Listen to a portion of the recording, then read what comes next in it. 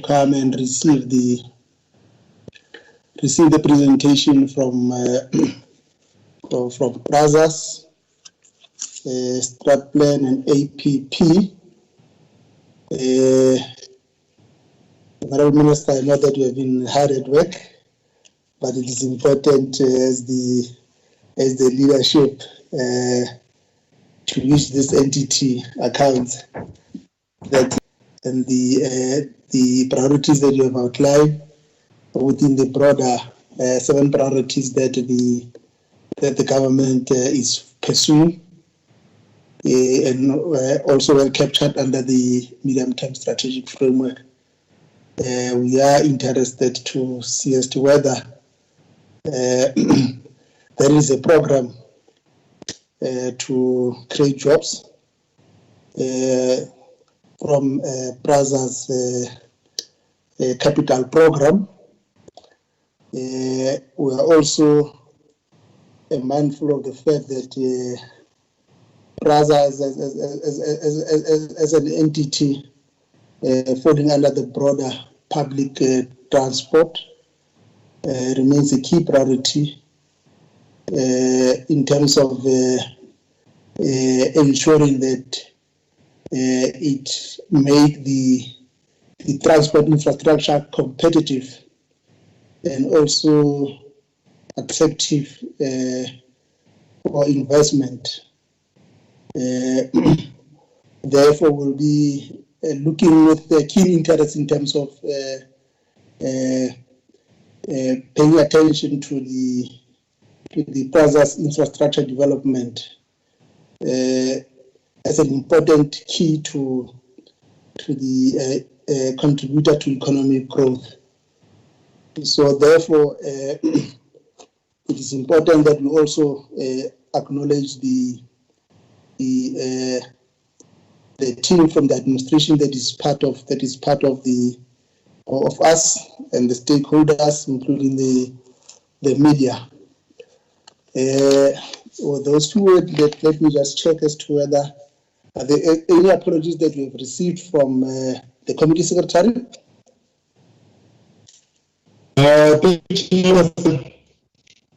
The only apology that we have received from the DG of the department, who is attending the meeting with the Treasury. From the member side, we haven't received anything. I just recall that Mr. Duncan hopefully will join us. Okay, thanks. We then will invite the Minister of Transport, Honourable Mbalula, to give an overview or remarks, and then from there hand over to PRASA. Honourable Minister, the floor is yours. Thank you very much, Chairperson of the Select Committee on Transport, Public Service and Administration, Public Works and Infrastructure, Mr. Kenny Mwema, and honorable members of the Select Committee. We are pleased that the Select Committee has afforded us this opportunity to present to PRASA to present a plan and a turnaround since we initiated our intervention, aimed at placing PRASA on a stable footing. It has never been our intention, it will never be our intention to define the intervention as a permanent feature. It is made precisely to turn things around. We all know that PRASA have encountered a number of challenges. Challenges from not only poor but dismal governance over a period of over a decade. And maladministration, malfeasance, and all of that have characterized what PRASA has become. It is definitely a broken place and not a normal situation. If it was normal, we would have treated it differently. But we have had to take drastic steps because PRASA had become a bottomless pit where those who want to perpetuate their activities of running down that place continued unabated. We have had to take these drastic measures to ensure, as we characterized from the beginning, we want to bring about stability at PRASA, stability for governance, and stability to ensuring that PRASA fulfills its mandate over a period of time. The brief is against the backdrop of the COVID-19 pandemic, which has had a disruptive effect as the country had to go through a lockdown. This disruptive effect has also forced us to contemplate a new way of doing things, which will undoubtedly become a new normal into the future. The impact of COVID-19 has devastating impact on the transport sector. This impact has been worse for PRASA as it continues to lose millions in revenue, which has been on a downward slide even before the pandemic. The task of tackling these intractable challenges is daunting and faces opposition from many fronts. Now, those who have been beneficiaries of the malfeasance continue to resist our interventions.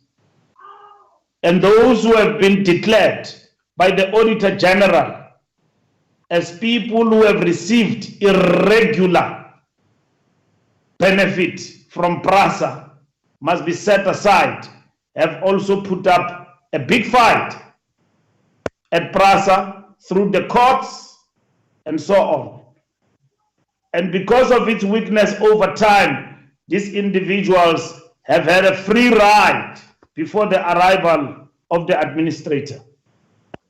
And some of these manifestations, you have seen them yourselves, with the collapse of security companies which have been irregularly appointed, and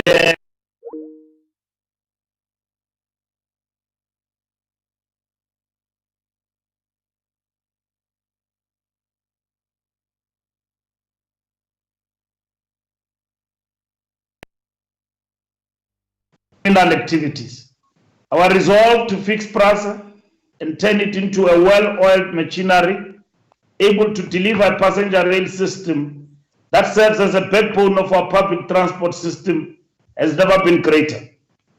The days of PRASA being a cash cow for the corrupt are over. We made a decisive intervention when we assigned Mr. Mpondo, the administrator, to act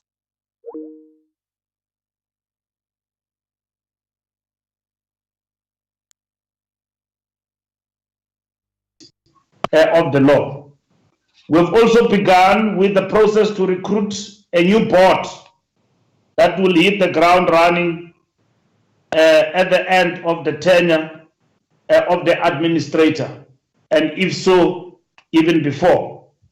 It has never been our intention to have PRASA been run the way it is at the present moment. We defined this at the DOT as a measure of intervention, which is defined within a period of time. Nonetheless, there are people who believe that we're perpetuating the old.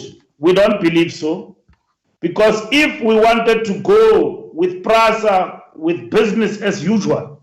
We could have appointed another board and another board on top of another board. We could have done that. It has happened in the past. 4 to 5 boards in 1 year. What did it happen? Nothing. The minister fought with the board took the minister to court, and then things fall apart. Millions went down the drain. Governance came to zilch. That's what happened. Mr. Mpondo's task, ability, and lay the basis for the work that needs to be done going forward. We will do our job, which we have begun to do, of appointing a new board and advertise, and it is going to be a different ball game altogether. It's not just going to be a CV in the box, shortlisted, a DOT, the minister appoint and cabinet endorse. We want skilled people at PRASA who know the rail network, but who at the same time could account in terms of their credentials. And we want to interview these people for the first time and to take them through and make it a point that we understand them and where they come from. But our shareholder agreement will be totally different when it comes to PRASA. Government is pumping billions and billions of rands in that entity, such that money at the hands of individuals to be managed and to have proper corporate governance cannot be beginning of level 3 the time to see through this process. We are under no illusion about the critical role PRASA plays in moving millions of our people across the country. We are having confidence in the plans we have put in place, but in themselves, those plans are not insurmountable, and they are not plans that cannot be questioned by anybody. In the short space of time, since we put Mr. Mpondo into office at PRASA, he has moved with lightning speed to make decisive interventions, to stabilize operations and build requisite capacity. He has met a lot of opposition, and in our book of books, we understand why it has to be like that. A change will not come easily. And in the past week, he has announced the appointment of key executives who will be instrumental in stabilizing operations. The caliber of these executives give us the confidence to proclaim that we are truly on the right path. The appointment of Ms. Nozipho Damasan as the CEO of PRASA Rail, Mr. Hisham Imran as the CEO of PRASA Technical, and Mr. Neil Rush as the CEO of Autopex will go a long way in ensuring long-term sustainability of intervention being implemented. We must congratulate him for a job well done thus far in ensuring that he undermines corruption. He moves with speed on a number of areas. Chief among the issues he has actually begun to implement in the turnaround include entrenching governance and good ethics within PRASA management by starting with himself, ensuring that they are subjected to overdrive of auditing and lifestyle audit, all of them, because that has never happened at PRASA. He also brought a team whose experience, qualifications, and stature builds confidence in all of us. And we are happy that part of the members of this team include men and women of caliber who come also from the treasury of our country, which they brought to us the chief procurement officer of treasury to work with Mr. Mpondo in PRASA to ensure that systems are clear and we are able to navigate this space with a clear conscience and a clear mind to safeguard the resources of our people. We're pleased that Administrator has effectively incorporated into the daily focus the 5 key priorities we have identified, which is recovery, of the service, safety and security, capital program and modernization, governance, and revenue enhancement. When we appointed Mr. Mpondo following perpetual challenges and erosion of shareholder value with PRASA, most importantly, the appointment was to ensure quick decision-making and to ensure stability to the business, whilst designing a sustainable growth path for PRASA. And I wish to thank the President and the Cabinet for agreeing to this, that we embark on this particular path, and those who are supposed to act with me in government also supporting us in our endeavor to turn around PRASA, because it cannot be business as usual as it was before. While progress has been registered bit by bit in a number of areas, many challenges remain. The state of finances at PRASA remain a source of serious concern. Over the last decade, PRASA has experienced a steady and sharp decline in fair revenue, which has necessitated an increase in the operating subsidy. This is an important focus area.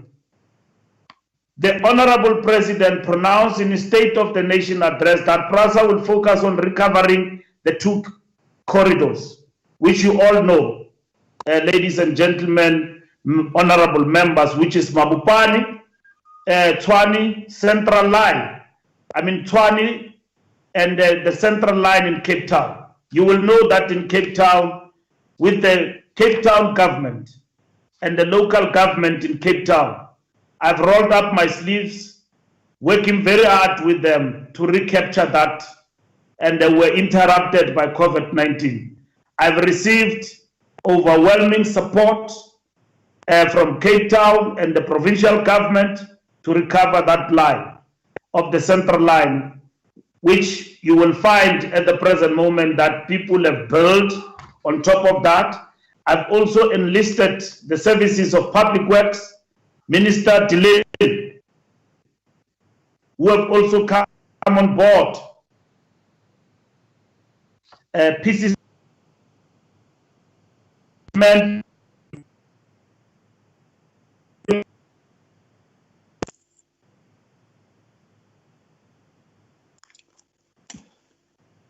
Honorable Minister, it looks like we have lost the Honorable Minister.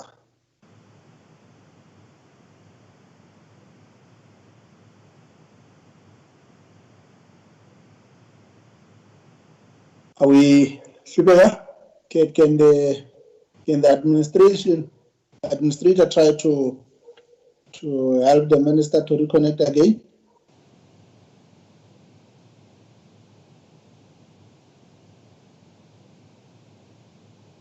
We have lost the Honorable Minister.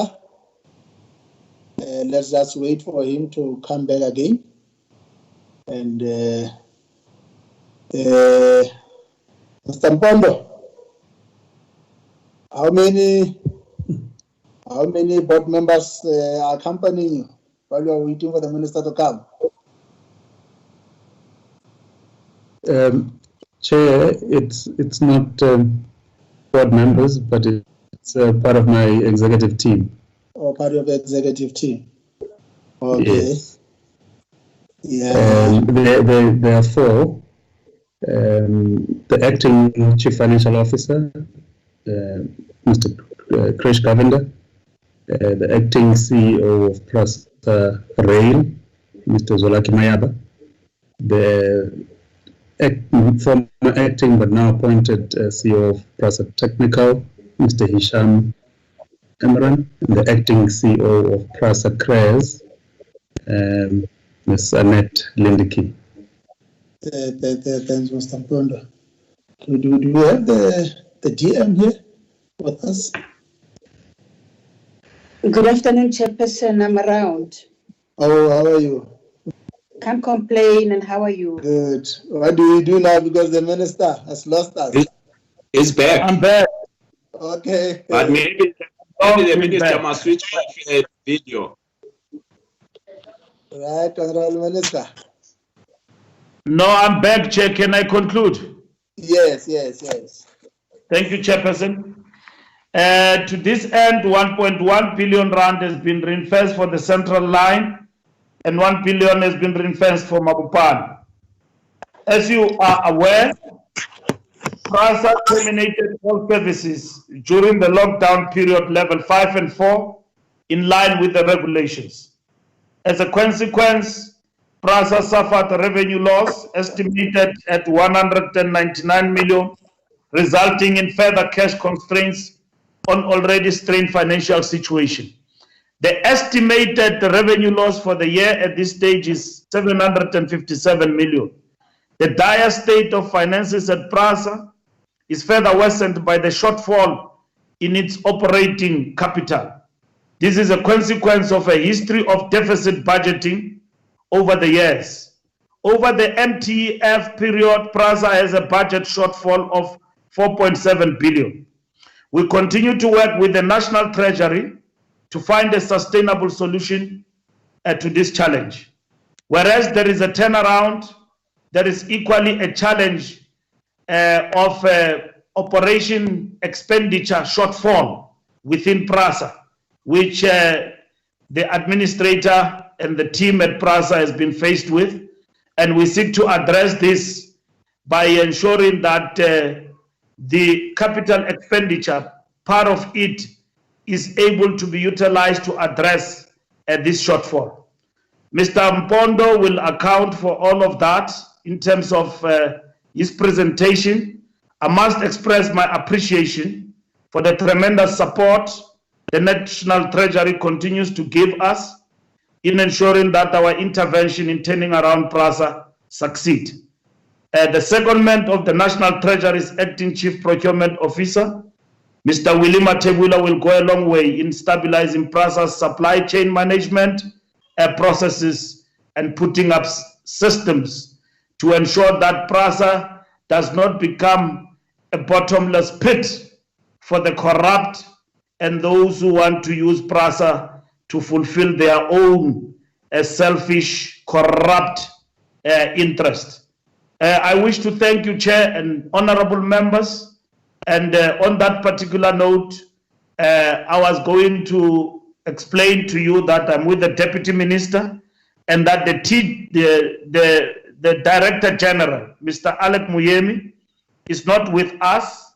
He's at Treasury to finalize some of the issues that relate to, among others, to PRASA, but at the same time to our reprioritized budget, which has been largely affected by COVID-19. So yeah, I'm with the DM and members of our office staff, which I will not introduce. Thank you very much for the opportunity. Thank you, Chairperson. Thank you, Minister, for laying the foundation for Mr. Mpondo to take stage. Over to you, Mr. Mpondo.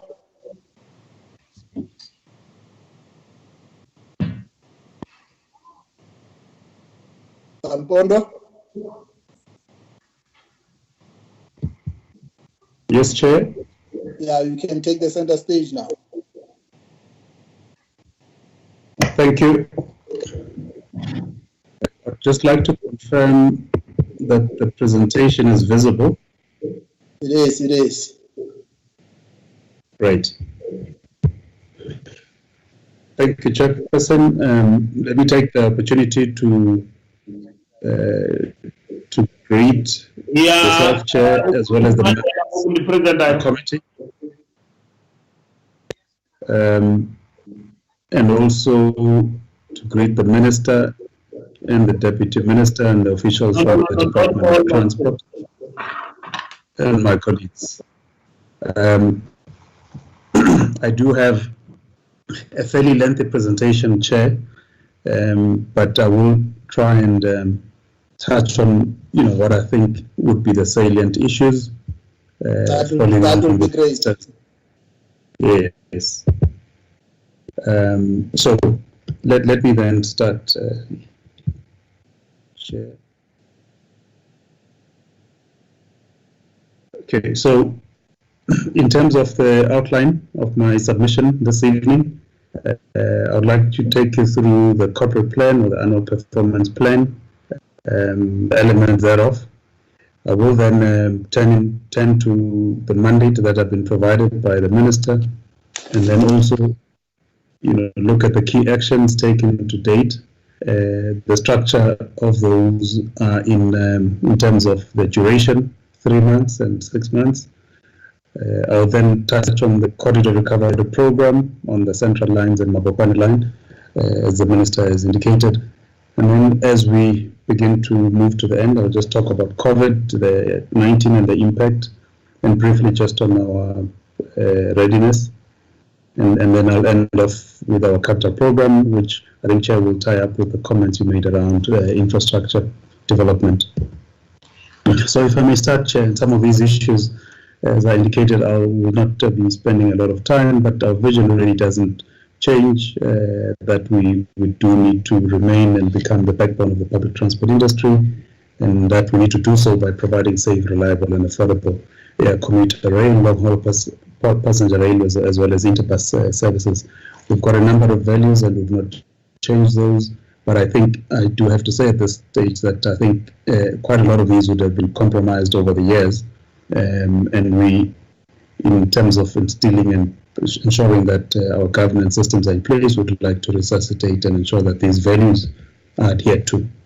In terms of our mandate, just as to restate, main objective of PRASA is to ensure that we,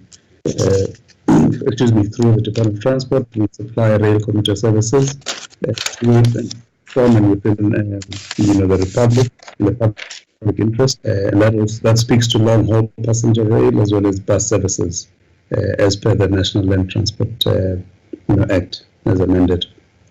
And the secondary objective for PRASA is that we need to generate income from utilizing our assets, and this really applies to our station infrastructure and properties that are in the name of PRASA that could generate income or supplementary income for the entity. And just in terms of how we've linked, we've considered the National Development Plan and the role that we need to be playing in providing a suitable public transport solution. And we see the National Development Plan impacting on us through a number of areas. Those include increasing investment in public transport, ensuring that we resolve existing public transport policy issues, devolving transport management, providing incentives for public transport use, and reviewing commuter train fleet and property development. So those are areas that impact on us that are in the National Development Plan, and we look therefore to contribute to the NDP through issues around employment, looking at the environment, ensuring that the externalities are reduced. And I think one would know that the carbon footprint of rail compared to other modes is generally low.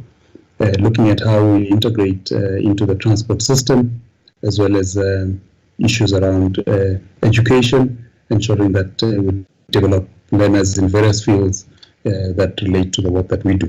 In terms of the MTSF, the Medium-Term Strategy Framework, the priorities that are key to us are priority 1, that focuses on economic transformation, job creation, ensuring that we provide access to job opportunities, job creation that is dependent on contracts that flow from the capital program, very key. The rolling stock fleet renewal program and resignaling programs. And so when we talk of the budget, the capital budget that we have, and the billions that PRASA is able to receive from national government, largely they're directed towards these areas. Then priority 2, education, skills and health, looking at training programs for customer services, security and training operations. And a lot of this, I think, would have suffered over the period, the past few years, due to all the challenges that the organization has had. But nonetheless, that's a key focus. And then priority 4, spatial integration, human settlements and local government. And we do know the role that public transport in particular can play in terms of integrating our spaces. And then priority 6, looking at a capable, ethical and developmental state, also within the capital program and modernization streams, So I think the capable, ethical, and developing state becomes important, and all the issues that the minister was indicating around, the corruption that has been taking place within the organization would then signal that we've really not been playing our role as PRASA over the past few years, in terms of contributing to this priority. So we need to restore, in this regard, our commuter rail services, which have declined substantially over the past 5 years, as well as the long-haul passenger transport, and then also ensuring that we establish a functional and efficient integrated organization. Now, moving to how we've structured, our corporate plan. So the 2 goals that we aligned to this MTSF for the priorities that I've outlined. The one goal is rail and passenger transport that works, and we'll elaborate on the areas under this.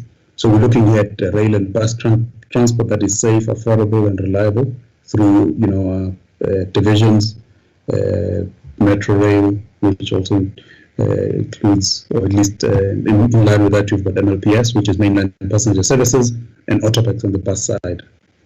Through maintaining, modernizing the rolling stock, bus fleet infrastructure, facilities, stations, and security, which, again, at the risk of overemphasizing, the decline has been quite palpable over the past few years.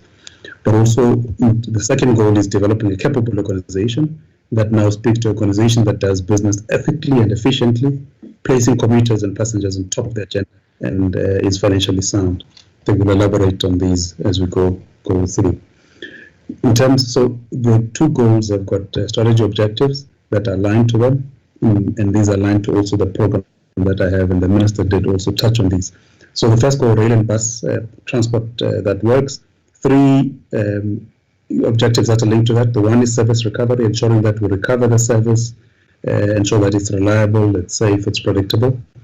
Then the second objective there speaks to safety and security, securing the national assets that we have, being our rolling stock, as well as our infrastructure, rail infrastructure in terms of payrolls, OHT, as well as the stations, but also the safety of our commuters and customers, as well as the safety of our employees becomes equally important.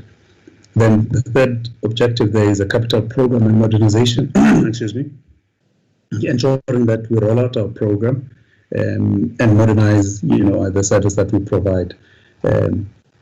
The link to then the capable organization, we talk about governance, ensuring that we reinstill and bring proper governance into the organization in order for us to be able to, execute in a much more ethical manner in the way that we do things. The other objective on the capable organization is revenue enhancement and cost containment, which is also key, ensuring that we are able to get back, and increase our revenue through, fares from the rail and bus side, but at the same time, like any other prudent business, ensure that we manage our costs. Over the years, the costs have really increased the organization whilst revenue has declined. That needs to be flipped. It should be the other way around, with high revenue and contained costs. So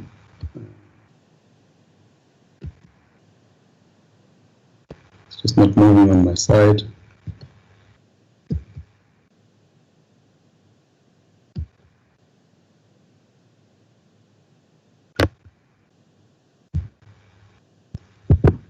My slides are stuck, I'm not sure.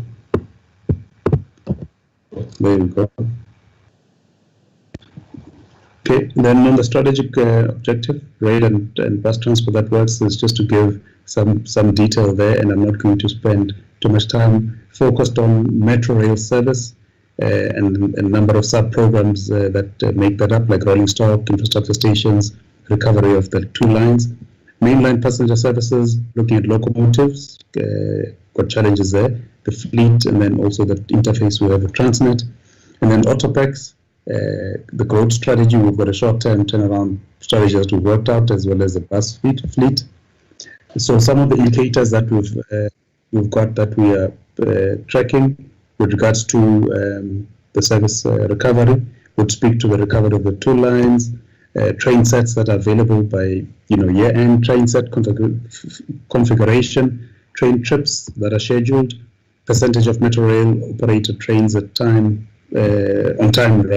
at the end of the year, train trips scheduled as well as bus trips. So those are the indicators that we're looking at, Chair and members, that we've set out over the period. And then the safety and security management, we're looking at improving safety management in line with the railway safety regulator requirements. Security of PRASA asset base, which I've spoken to, and then also implementing security interventions. And there are a number of programs around safety management and security management that would assist us move in that direction. Some of the indicators here, we're looking at the number of occurrences, rail occurrences reported to the railway safety regulator. We're looking at conditions set by the RSR in terms of permit, in terms of the permit that are closed, directives issued by RSR for completion in this financial year, and the years that follow, and the number of occurrences as well that report to the RSR. In terms of the capital program, Chair, in modernization acceleration, here we're looking at developing a capital implementation process and also implementing to accelerate service recovery and delivery through the modernization of our rail system. Again, number of programs here, capacitation of the CAPEX program, ensuring that we've got capacity to deliver, which has been a big challenge. Modernizing our corridors, very little work has been done to give the customers a relatively modern experience as they utilize our services. The rolling stock fleet renewal program, key, but has been delayed as well due to a number of challenges from a supply chain management point of view over the past year, and then signaling and then properties and stations key as part of that. So some of the indicators on the capital program, we're looking at capital spend in terms of billions per annum, how much of that we're able to spend. Rolling stock fleet renewal program, number of new trains that will be provisionally accepted per annum. These are the blue trains that we are receiving and through the Gibela contract. Signaling commissions completed per contract. Then the general overhaul of GO program of Metro Rail coaches completed. The delay I was talking to here is as a result of an award last year of this program, so we're getting this back on track. It has a detrimental impact in terms of the services that we offer through the number of sets that we have that are serviceable. And then general overhaul for mainland passengers services that is completed. We also track that, and also that has been impacted on by the non-award. Then with regards to capable organization, we're looking at revenue enhancement and cost containment, where key is reviewing the organizational design and business model, which has been very inefficient, addressing revenue protection and generation for commuter and passenger transport, and also the properties and assets that I spoke to earlier, to ensure a sustainable organization that is financially sound, which by all accounts, it has been clear and will demonstrate that the situation PRASA was really, heading, for ahead. Sorry, Chair, I was just getting some interference there. So the key issues there is driving revenue enhancement and the initiatives that speak to that, as well as cost containment, and we'll talk to that later. Some of the indicators here, the revenue that will generate over the period, that is the medium term, and then the expenditure. This slide is, would also be misleading, because we are re-looking at our cost base, and I'll talk to that in terms of exposure later on. Around the capable organization, Chair and members, we need to address, there's a number of audit findings that have been picked up at PRASA over the years, in particular the repeat findings. So we're looking at those, and we've set up systems, and I'll talk to that. Ensure effective consequence management, very key. I think the derailed report dates as far back as 2015 or so, 16. We're sitting in 2020, and quite a number of those recommendations are still outstanding, and we are working on ensuring that those see the light of day. Establish and improve policies. One has found quite a deficient system in terms of the policy environment, so that's key in terms of ensuring that we move forward systems and processes, ensure effective enterprise-wide risk management. Even a situation like COVID-19, no one would have predicted it, but I think the risk management that organizations would have put in place would have at least played a role. I think we were just in the process of working on those, but it has hit hard. Improve and streamline the procurement processes. Supply chain has been a major problem in the organization, and it delays a lot of projects, hence some of the challenges. Ensure governance structures are in line with legal and business imperatives. Ensures current divisionalization of PRASA subsidiaries, and we'll give an update on this as these projects are on the go. So, indicator here, looking at Auditor General audit opinion.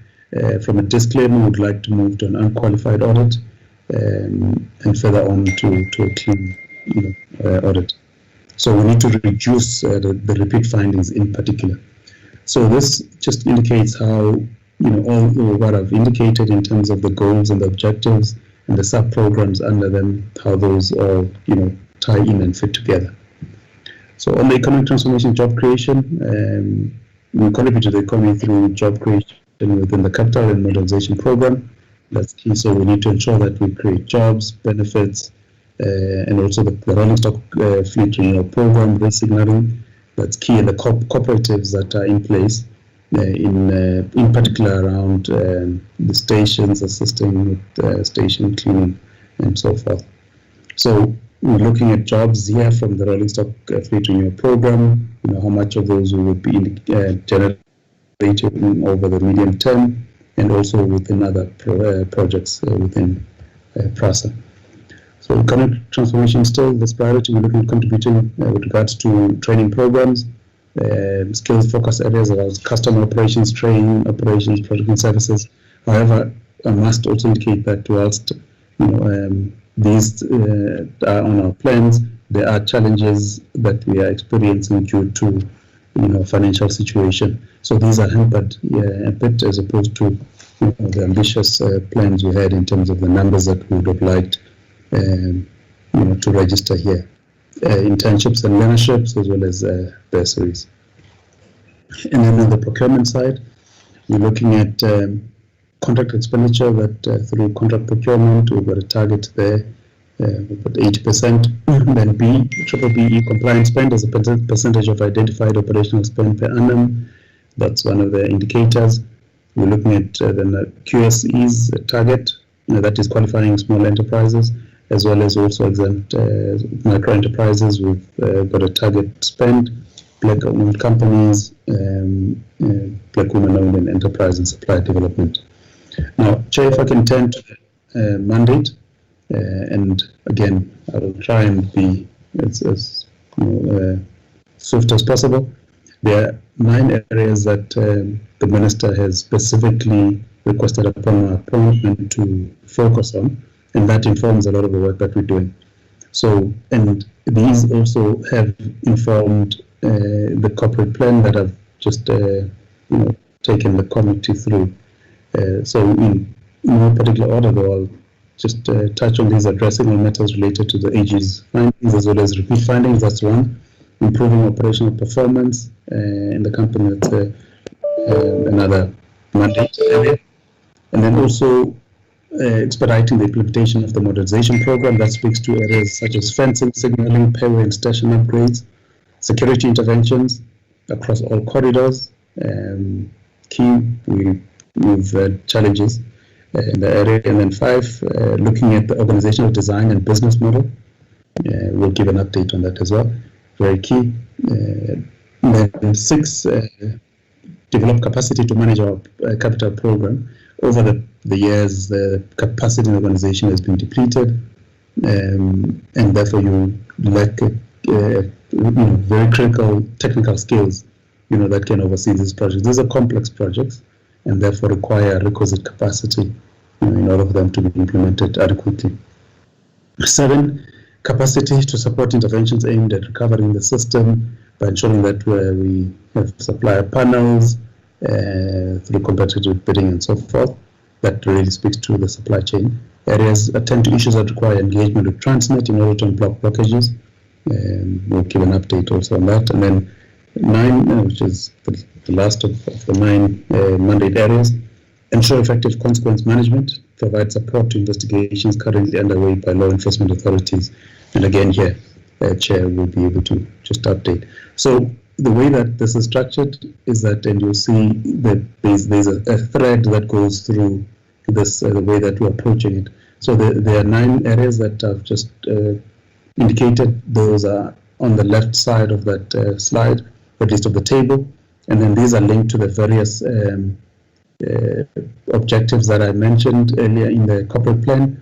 But, these also then are how we are dealing with all these matters, the 5 key areas, which happen to form the subcommittees of EXCO, which I'll touch on. Now, I'm not going to go back and emphasize, I think the Minister has indicated that the brokenness of organization, systematic erosion, and how we are looking to stabilize. There are a number of elements that lead to that have happened over the years that relate to instability at management level, decisions that have been taken that are questionable, no consequence management and record keeping, backup systems that don't exist, operating systems that are not fully deployed. There's quite a number of them that have led to where we are, and I don't want to spend time on the chair. So what are the immediate measures that we've taken to bring the semblance of order in the organization? I think it's important for us to bring it to the attention of the committee. I think we're registering steady progress, but there remains quite a lot of work that we still need to do, and I'll demonstrate this. We've taken a few key actions. I would have looked at to ensure that we set the foundations for stability. We've set up a robust EXCO structure that meets every 2 weeks. This has been happening since January of this year. This EXCO is supported by 5 subcommittees, and these meet also on a bi-weekly basis in order to feed into the EXCO agenda. Then you'll note, Chair and members, that the progress update is structured along these subcommittees, which happen to be those 5 objectives that we indicated in the corporate plan outline. So I raise these, Chair, because it's fundamental that it's a fundamental requirement rather for instilling proper governance at PRASA, which didn't exist, as we know, which for all intents and purposes I think has been compromised. I've now bolstered the Office of the Administrator as well. The Minister has touched on this by appointing a team of seasoned technical advisors, and these professionals hail from government departments, a state institution, which is a CSR, and industry. And there's the list of those, which I'm not, for the benefit of time, shall we not go through all of them, but they cover the areas of finance, supply chain management, the Minister spoke to it, legal advisory, secondment from the Department of Transport, stakeholder management, communication, business performance, rail and bus operations, CSR supporting us there, and then technical and engineering. So these have strengthened EXCO capacity as there were quite a number of deficiencies. Now, some of the other measures that should be of interest, we've triggered a number of key partnerships which seek to build strong operational relationships with other entities of state that we interface with. And just some of the ones we can highlight here are the following: Transnet. There have been a number of unresolved issues. We note in the Minister's 9-point mandate that he's given me, this is one of the issues. So since the separation, of passenger service from Transnet, this has had a detrimental effect for both parties. So recently, I think the CEO of Transnet and I met, and we've set up a number of work streams that are focusing on mutually agreed business critical items. So this is going to strengthen operational issues between, the two entities that will benefit, our customers as well as African public in general. With ESCOM, we know the role that it plays and the number of common areas that we have, for instance, issues such as cable theft. So we've agreed on common areas. The CEO of ESCOM and I have met, and we've agreed to work together to set up a number of work streams, and that will enhance our synergies.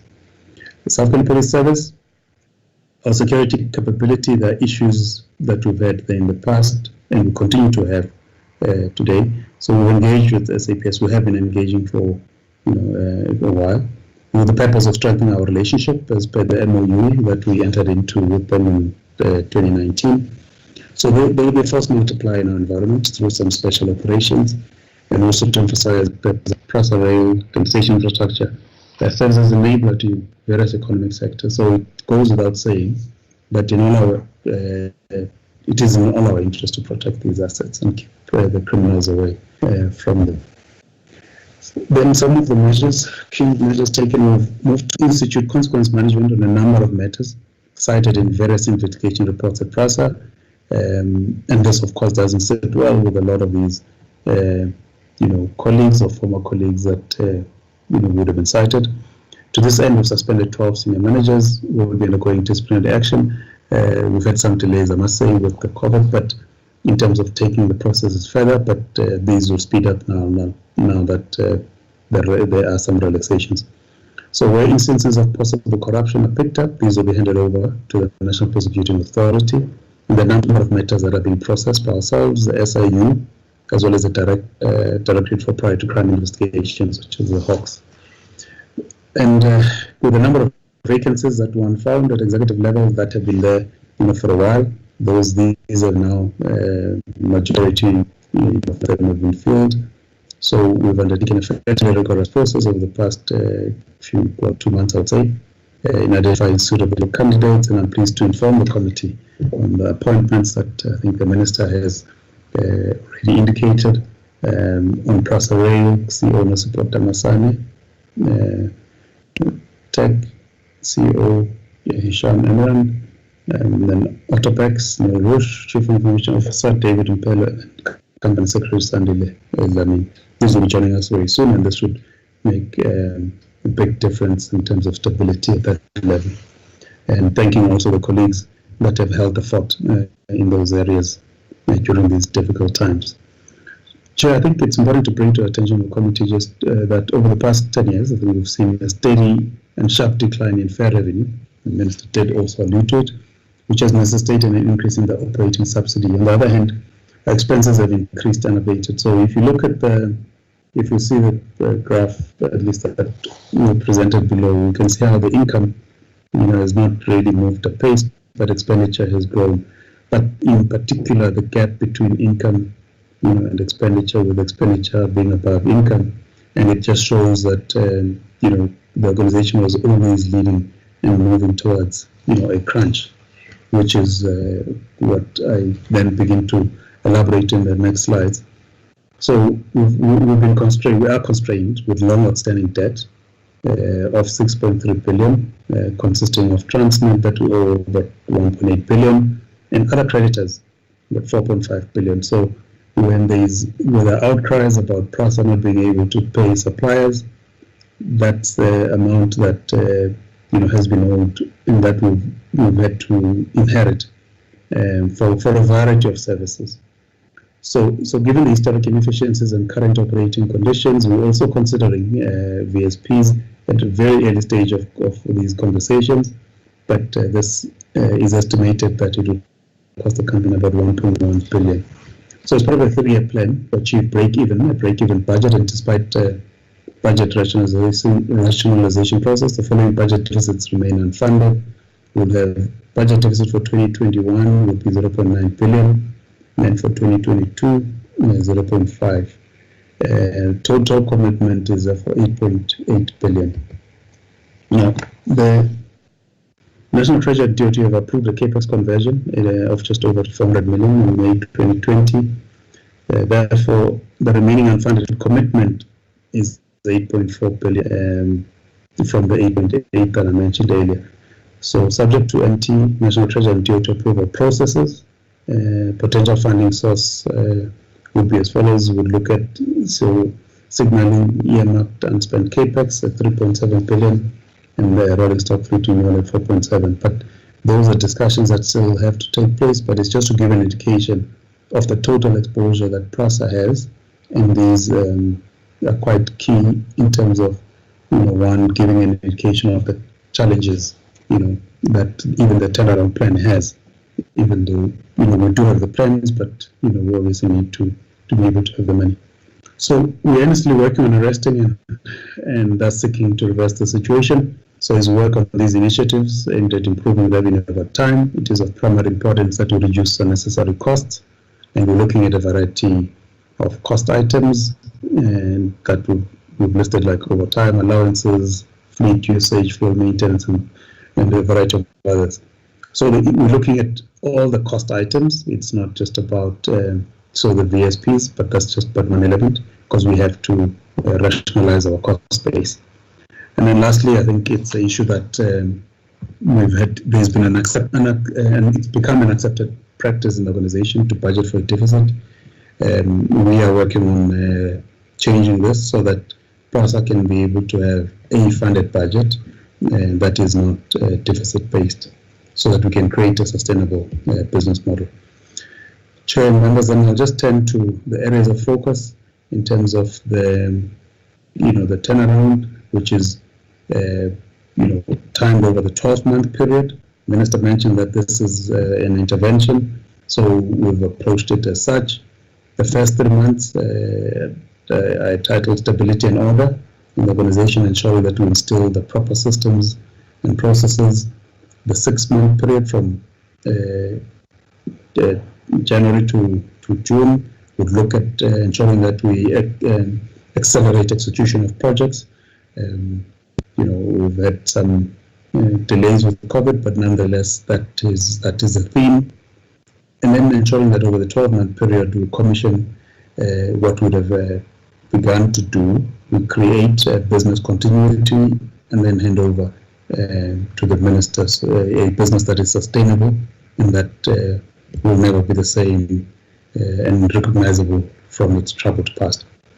So we've got the priority programs, Chair. It's quite a lot of detail, but as I promised, I'll try not to go into the detail, but it's important just to give the committee a flavor of it, that over the 3 months, we said on the service recovery side, and this is the service recovery subcommittee is responsible for driving the implementation, issues around accelerating interventions in terms of the turnaround. So the structure is the same. So the table here shows the turnaround plan area on the left, in the middle we've got the key program, and then the status on the right. So around relating to accelerating interventions aimed at improving service recovery, then we say that delivery of the key components, key program, we've received some components, particularly in the Gauteng region, but we'll be advertising a more comprehensive tender come June, which is a month we're in now. Rolling stock renewal program, 5 to 6 trains, provision accepted. These are the blue trains that are coming from the Gibela factory. So 4 new trains have been provision accepted from the local factory during that early period. And then developing a passenger service charter, this is very key. Last time PRASA had a charter was in 2013. We've updated this charter as we speak. We're now finalizing the implementation framework and also ensuring that because this then impacts on the timetable, because this is what we put forward to our committees, at least the pledge in terms of what we promised to deliver.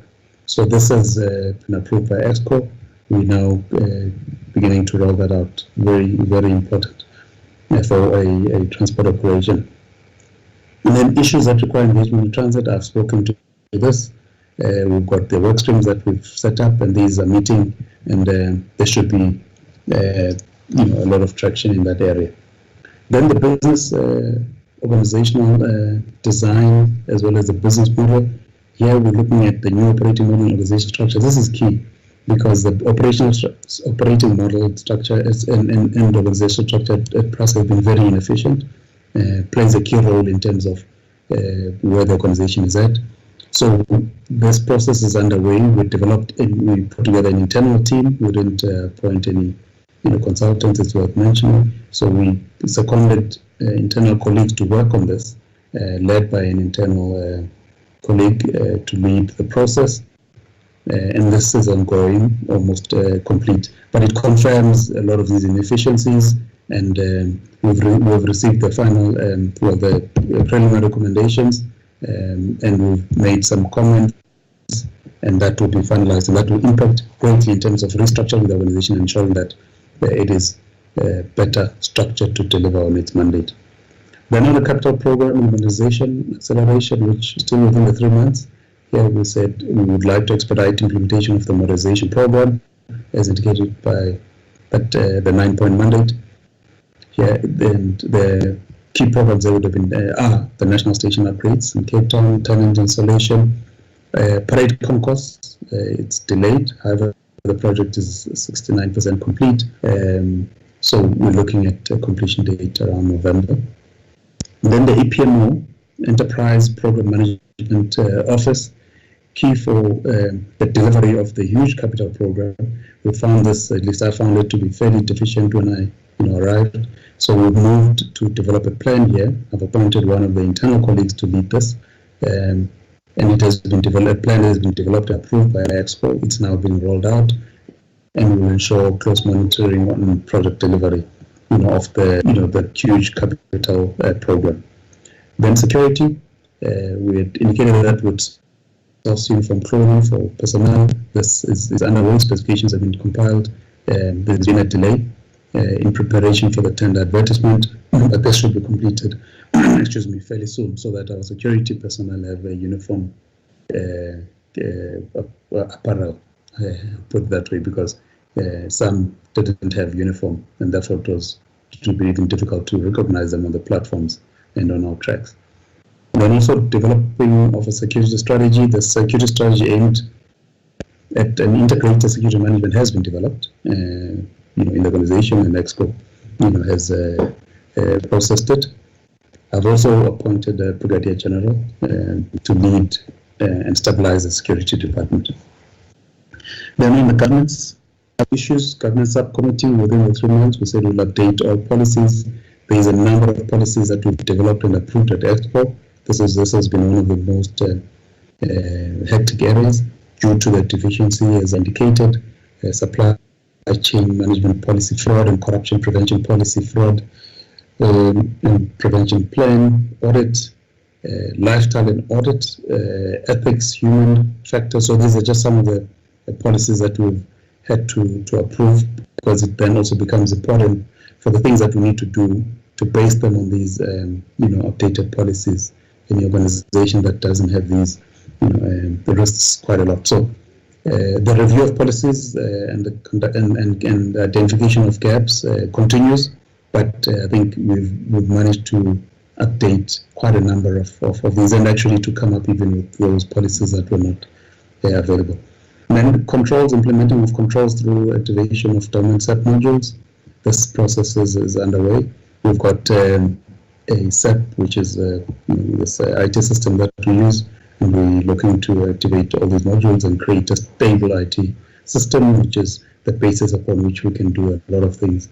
Track and attend to audit findings, in particular repeat findings.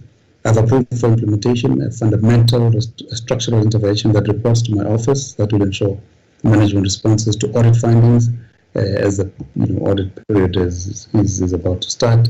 These are dealt with as part of the root cause analysis, are complete in terms of key control points applied against a standardized internal control framework, identify accountable executives and process owners aligned to performance and consequence management, and also to undergo quality assurance process. This is very important, particularly given where we're coming from with a lot of findings, particularly repeat findings. And then also, we said we'd set up a panel of service providers to provide capacity to capital program implementation. Specifications have been compiled, and these should be going out to market fairly soon. Still in governance, I've already spoken about that area. Then conducting lifestyle audits on all employees in finance, supply chain, and the top 300 of PRASA employees. 186 names of senior PRASA employees have been provided to SSA that is the State Security Agency, for vetting, which include lifestyle audits. This was done quite a while back. These comprise, of group executives, subsidiary and divisional CEOs, general managers, regional managers, all the way to internal audit. And we also had agreed with the State Security Agency and provided them with office space, just and that was before the lockdown, to undertake this exercise. And that includes all executives, starting with my office and myself, all the way through to the executives, technical advisors, and everyone in the organization. So this is a process that you have yes, 5 minutes Chair. to wrap up. So there All are right. 5 minutes to wrap up. All right, Chair. Thank you. So I'll just go through the slides. So consequence management, I did allude to it earlier. SIU, working with them as well as the Hawks. There are charges that we've instituted, suspensions. These will take. We should be able to. We should be able to get a lot of traction now that there are relaxations in terms of the CCMA and the Labour Court. Then, Chair, this speaks to the 6-month program, and I'm not going to go into this because we will come back and also give an indication of progress with regards to this. But there are certain areas that we've already we would have moved on. We'll provide this update post June, and so I'm not going to just skip through those, Chair, given the time. Corridor recovery program, this is important because it was also in the State of the Nation address. We've had to review the program in light of the lockdown, rolling program, and increased theft and vandalism. So we've got revised dates. We had initially indicated that we would look at a limited service in around September, October of this year, but this now moves to Feb, March next year, and this applies to both corridors, just as an indication. This just speaks to just the challenges around timeframes that we've had, but nonetheless, the team will continue to work on these, and we should hopefully gain some traction with the relaxation now. Then the financial impact, in terms of the termination of services, we're looking with between April and May, 199 million. We're looking at just over 750 over the period up until March next year, and this we've incorporated into our request to the Treasury. The impact of COVID has been, overall negative for us. It has impacted on project timelines. It has impacted on our revenue, and we will not touch on that further. Chair, readiness to resume services at the stage we're looking at July, but on certain corridors. One in Gauteng, Pietersburg to Pretoria, and then the southern line in Cape Town, and then the Eastern Cape. And then we'll look at other corridors also as soon as we're able to move on level 2. The rest of the corridors will then also come on stream. But we've already put in systems, but this is work in progress, and some of it being impacted on by finances. But nonetheless, where we've been able to on those corridors, we are putting the measures and the markings, ensuring that we've got the disinfectants and the sanitizers. So just lastly, the capital program, then, Chair. This has not moved over the last few years, so we're looking at unleashing this program. It speaks to depot modernization, depot fencing, general overhaul, rolling stock, signaling, the lines, the 2 lines, recoveries, OHT, refurbishment, pairway, rehabilitation, security program, and corridor walling. And we're looking at injecting about 7 billion into the economy in terms of the projects that would be kicked off this year. Of course, they will carry on into the other years, but that's the amount that would be invested by PRASA, which is counter-cyclical in terms of the challenges that we have, and it should be a welcome boost into the economy that will create the necessary jobs that are required. Thank you, Chair. I'll wrap up at that. Thank you very much to you and the members. Thank you, Mr. Mpondo, for the job well done. You have clearly outlined the key areas that you'll be focusing on in the annual performance plan, but also ensuring that there is the alignment between what you said and what the minister contained in his political overview. I'll then open the floor for honorable members. We will start. Let's just check with the chart. I know that Honorable Matibula has a problem with the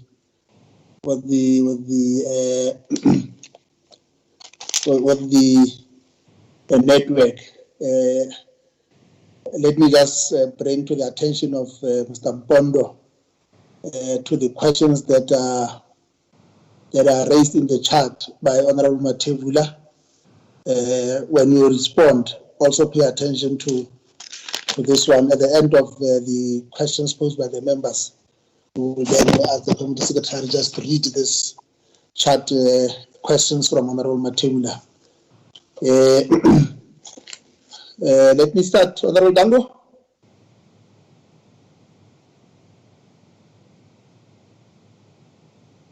Honorable Dango. Honorable Tim. I'm covered, Chairperson. You covered, Honorable Dango. Thank you, Chair. Honorable Tim, the floor is yours. Thank you, Chair. I'm here, but I think I mentioned earlier I'm having a problem with my laptop today. When I turn my camera off on, it creates big problems with the signal. So I apologize to the committee that you cannot see me. You'll have to just imagine me as you know me. All right.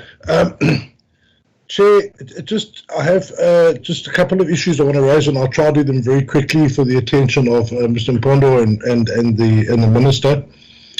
The first question is, look, it's common cause that PRASA has a major problem with vandalism and of infrastructure and of rolling stock stuff, of cars, etc., etc. So a big concern is why were various security companies not paid in the last quarter or in the last period.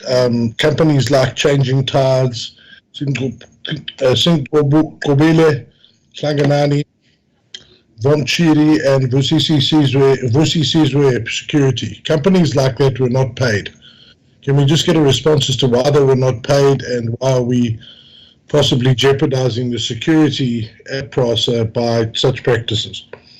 The other issue I needed to raise is that in the 2019-20 budget year, in quarter 4, 28 billion rand was set aside for the refurbishment and maintenance of rail coaches. But we've noted that none of that has been spent on that, but in fact has been via violence has been spent on settling labour disputes and various court judgments.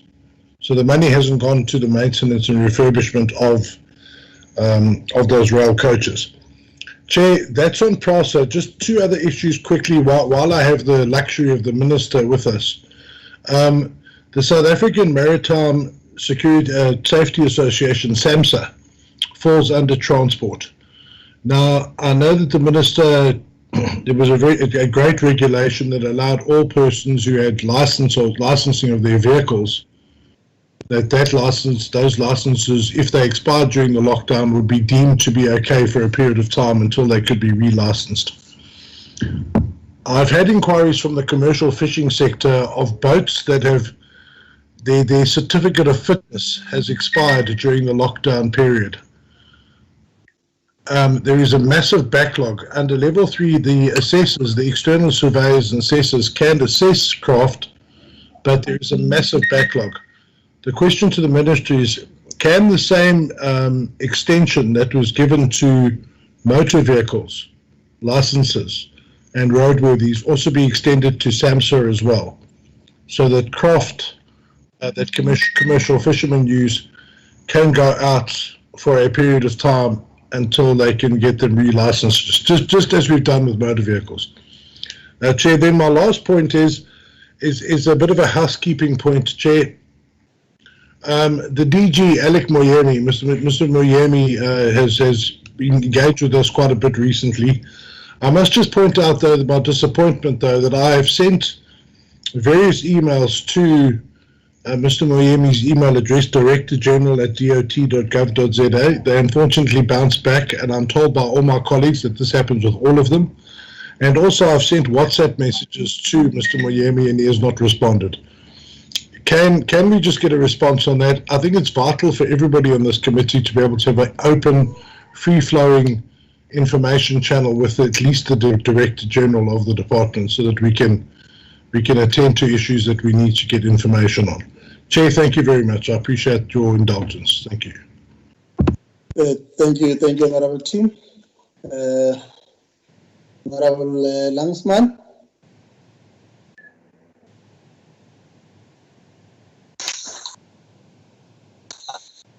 I'm covered, Chair. Thank you, Honorable Langsman. Honorable Boshoff. Thanks. Honorable Boshoff. Thank you very much and good evening to everybody. The Minister indicated that he's very worried about the finances of PRASA as they were experiencing a revenue decline due to COVID. Okay, that's all good and well, but I'd like to know what the decline was prior to COVID-19, so that we can just get a feel of the impact that COVID-19 is having. And then I understand that consequent management has been put in place and that 12 senior members have subsequently been suspended. Can we be informed as to when they were suspended, what their transgressions were, and when the disciplinaries will be finalized? And if found guilty, will they be held to account? I read in an article, and then I heard again this evening, that many challenges are being faced by PRASA. And then in the media, I read that voluntary severance packages are being made available to employees of PRASA. Could we be informed to which sector would be provided with these voluntary severance packages? And is PRASA concentrating on a certain age group? And then to add on to what Honourable Bartoseth said with regard to the security companies, could we please be informed as to the outstanding amount that is being owed to these security companies, and will they be put back into operation come 1 July when the metro rails again start functioning? Then I'd also like to know, a team of technical advisors have been appointed.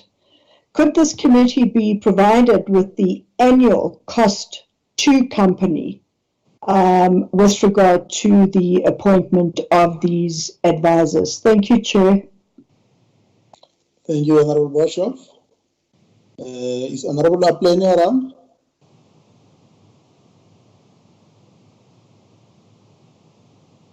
Honorable Khai? Thank you very much, Honorable Chairperson, for the question. For giving me the opportunity, and also thank to the Minister for the opening remarks, and Mr. Mpondo for the presentation. I think the bit of a problem, Chair, is that we're dealing here with a work in progress, kind of a report.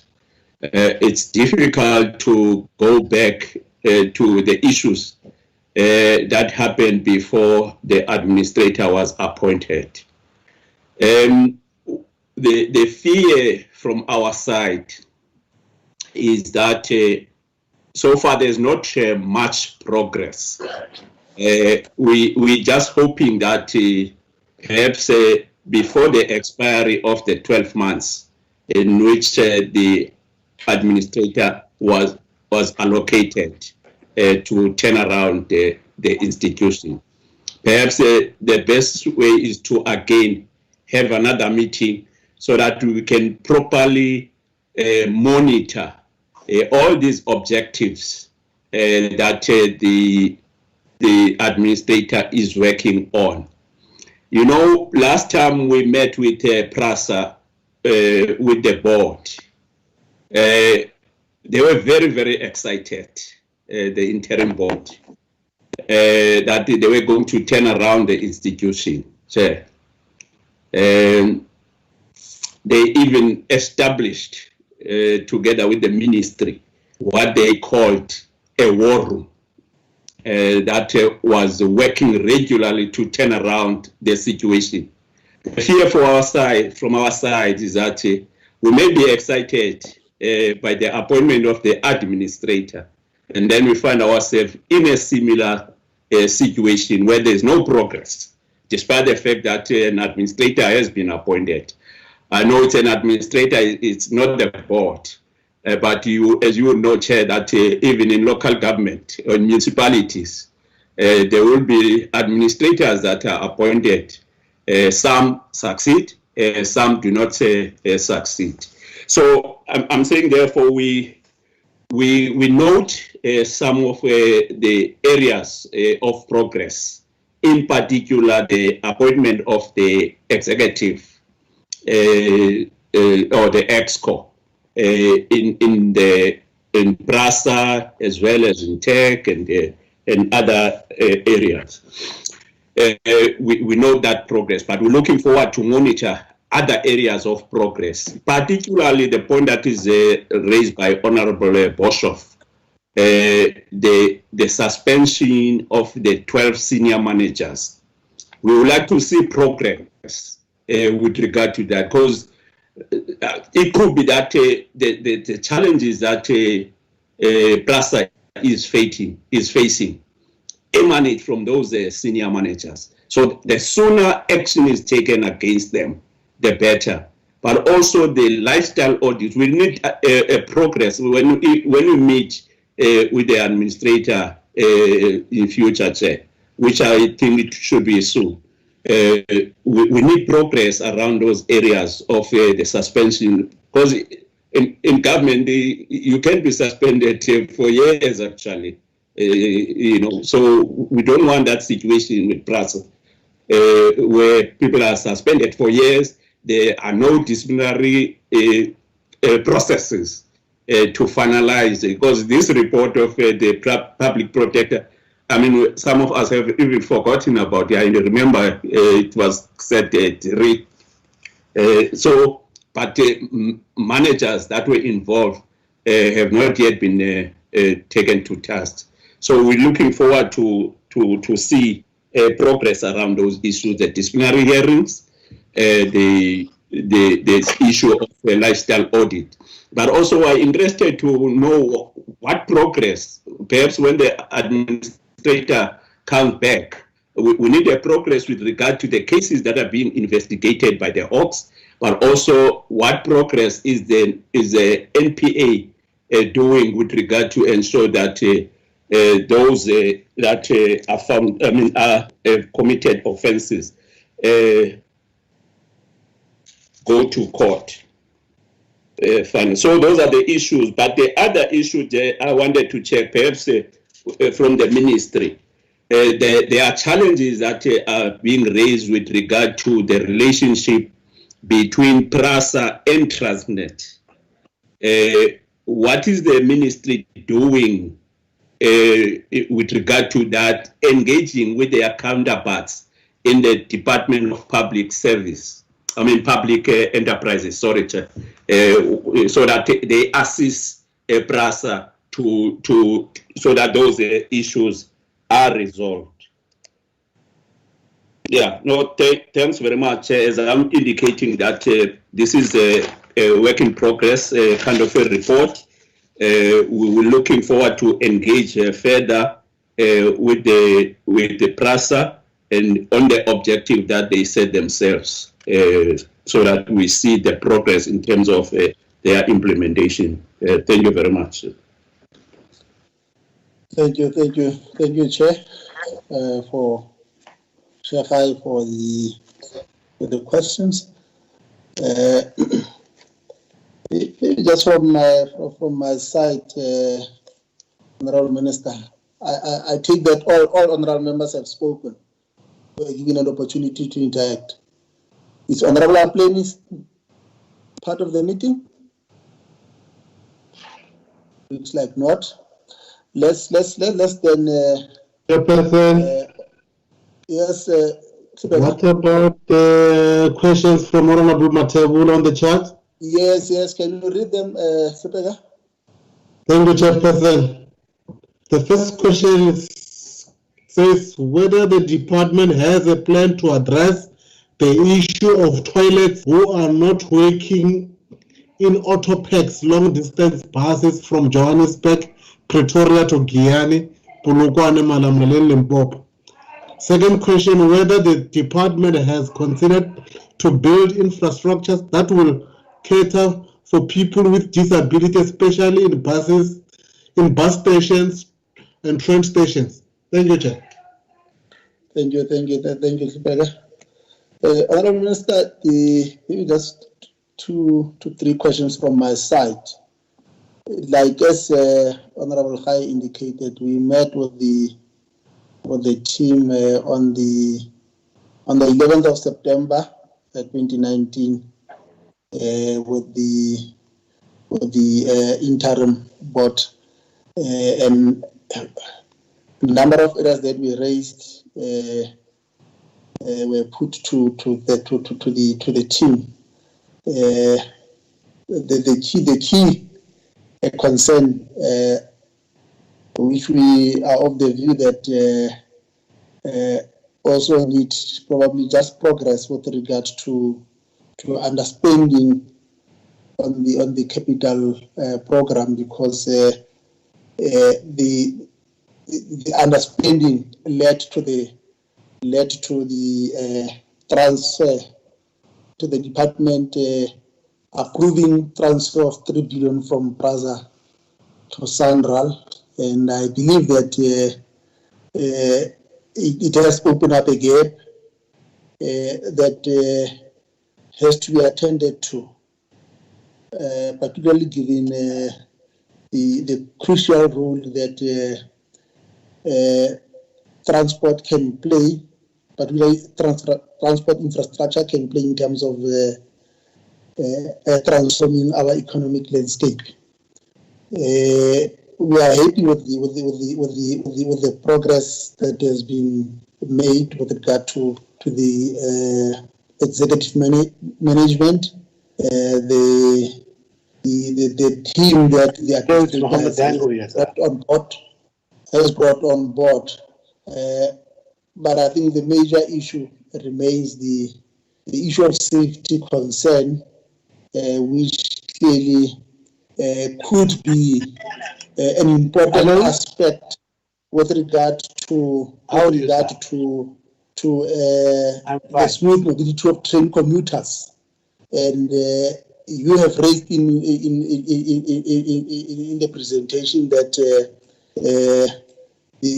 there is one of the concerns that was raised is the number of passengers that are yearly decreasing that we are commuting.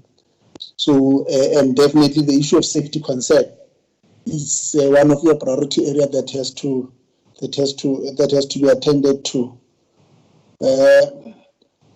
But also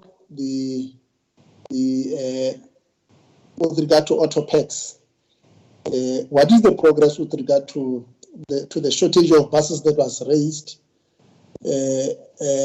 Particularly, the concern that we raised was that during festive season and school holidays, there is a fluctuation of prices, and this was identified as one of the inconveniencing aspects to the passengers. And I think it is important that this aspect be clarified in terms of progress that has been made. But of course, we are mindful of the articulation that the administrators raised with regard to what are the measures that they are putting in place to address the operational risk on all the railway lines. But I think the one of the areas that was raised also as a contributing factor to the risk was the manual signaling operating, which continues to be a hazard because it also contributes to the delay in terms of ensuring that we ensure that people get to workplaces, because I think they must not only just get to workplaces, they must get to workplaces on time. And when there are such challenges, it creates a problem to the extent that it has to be flagged as one of the key areas of risk. You have also alluded to the revenue decline that has been part and parcel of the modus operandi for the last decade. I think it is important that we be taken into confidence in terms of measures that we are putting in place to ensure that this matter is arrested. Thank you, Minister. The floor is yours.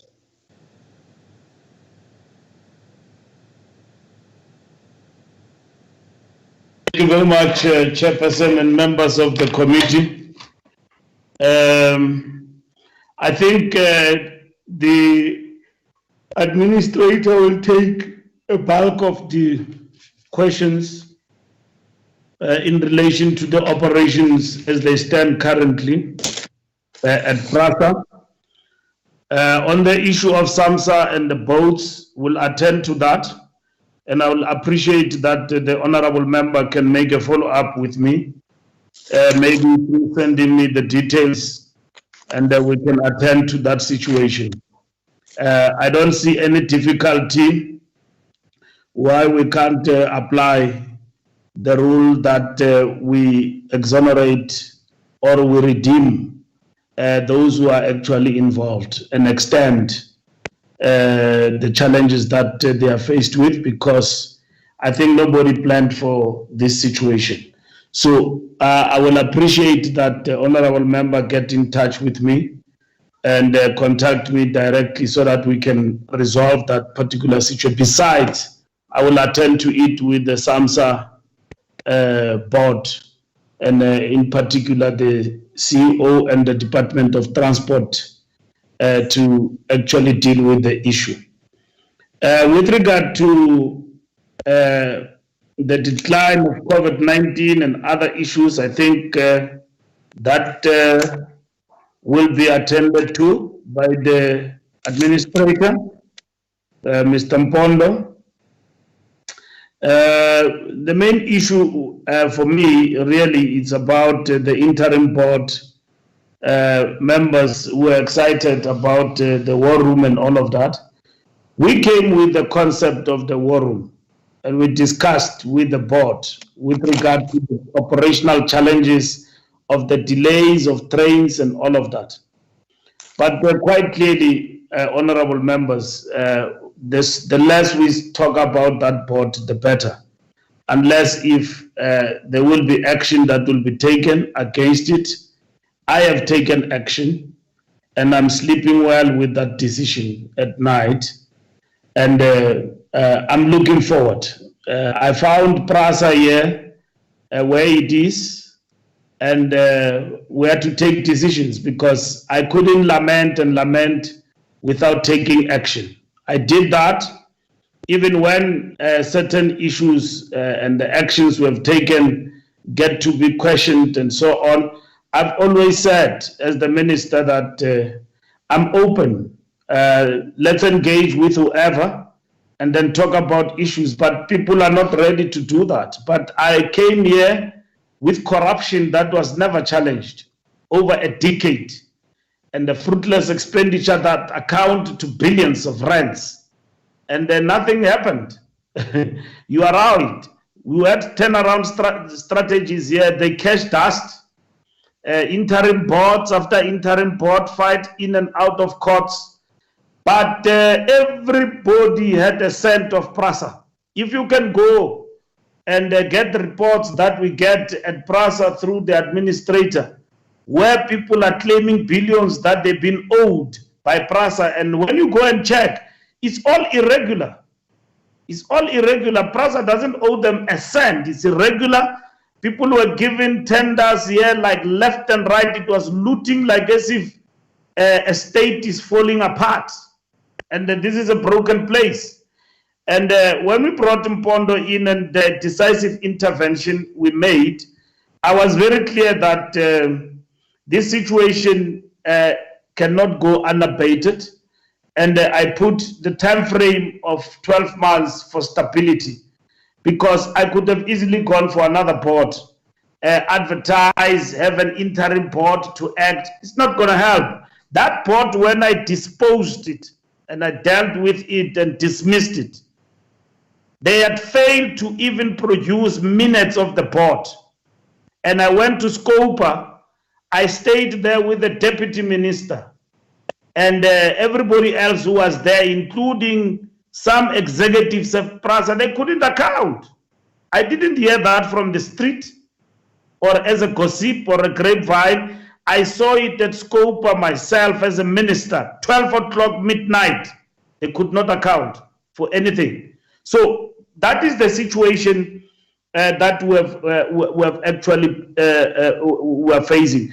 The war room was an interim measure which was aimed at ensuring that we deal with the situation at PRASA and so on. We have collapsed the war room to the tasks of the turnaround going forward, because there is no need for many structures. And how do we justify that and all of that? All what we need a board of governance that is going to exercise its fiduciary duties, clean and clear, no manga business, and then we've got management. And Mpondo's mandate is doing exactly that. We're employing fantastic people there who are highly qualified. Come May that they are employing there, I'm quite impressed by what I see and the kind of people they are employing, independent even from me. I see other people are demanding to be consulted about this and that, employment. I, as a minister, am not getting consulted about such. People are recruited and they go through the process, rigorous process of interviews, and the result is fantastic. I'm happy with what I'm seeing, and I see qualified people who must do the job. And we must not waste time. Like you say, I'm with you. I've been emphasizing the point that the wrongdoers, time is over. They must know the jig is up. It's over. I don't want to come back to you again and lament the fact that wrongdoers, we are not doing anything about them and so on. The bigger challenge, when I conclude, Chair, is the finances at PRASA. I mean, PRASA does not have operational expenditure, and like you say, correctly so, it is depleted, and they had to negotiate for the transfer of part of the capex to alleviate the situation, so that this network is back, online, and we fulfill whatever that we want to do. Issues of security and all of that. Now, I said to Mpondo and even informed by the Auditor General's report that we need to cut fruitless expenditure, and then we need to focus on exactly what matters most in terms of the company.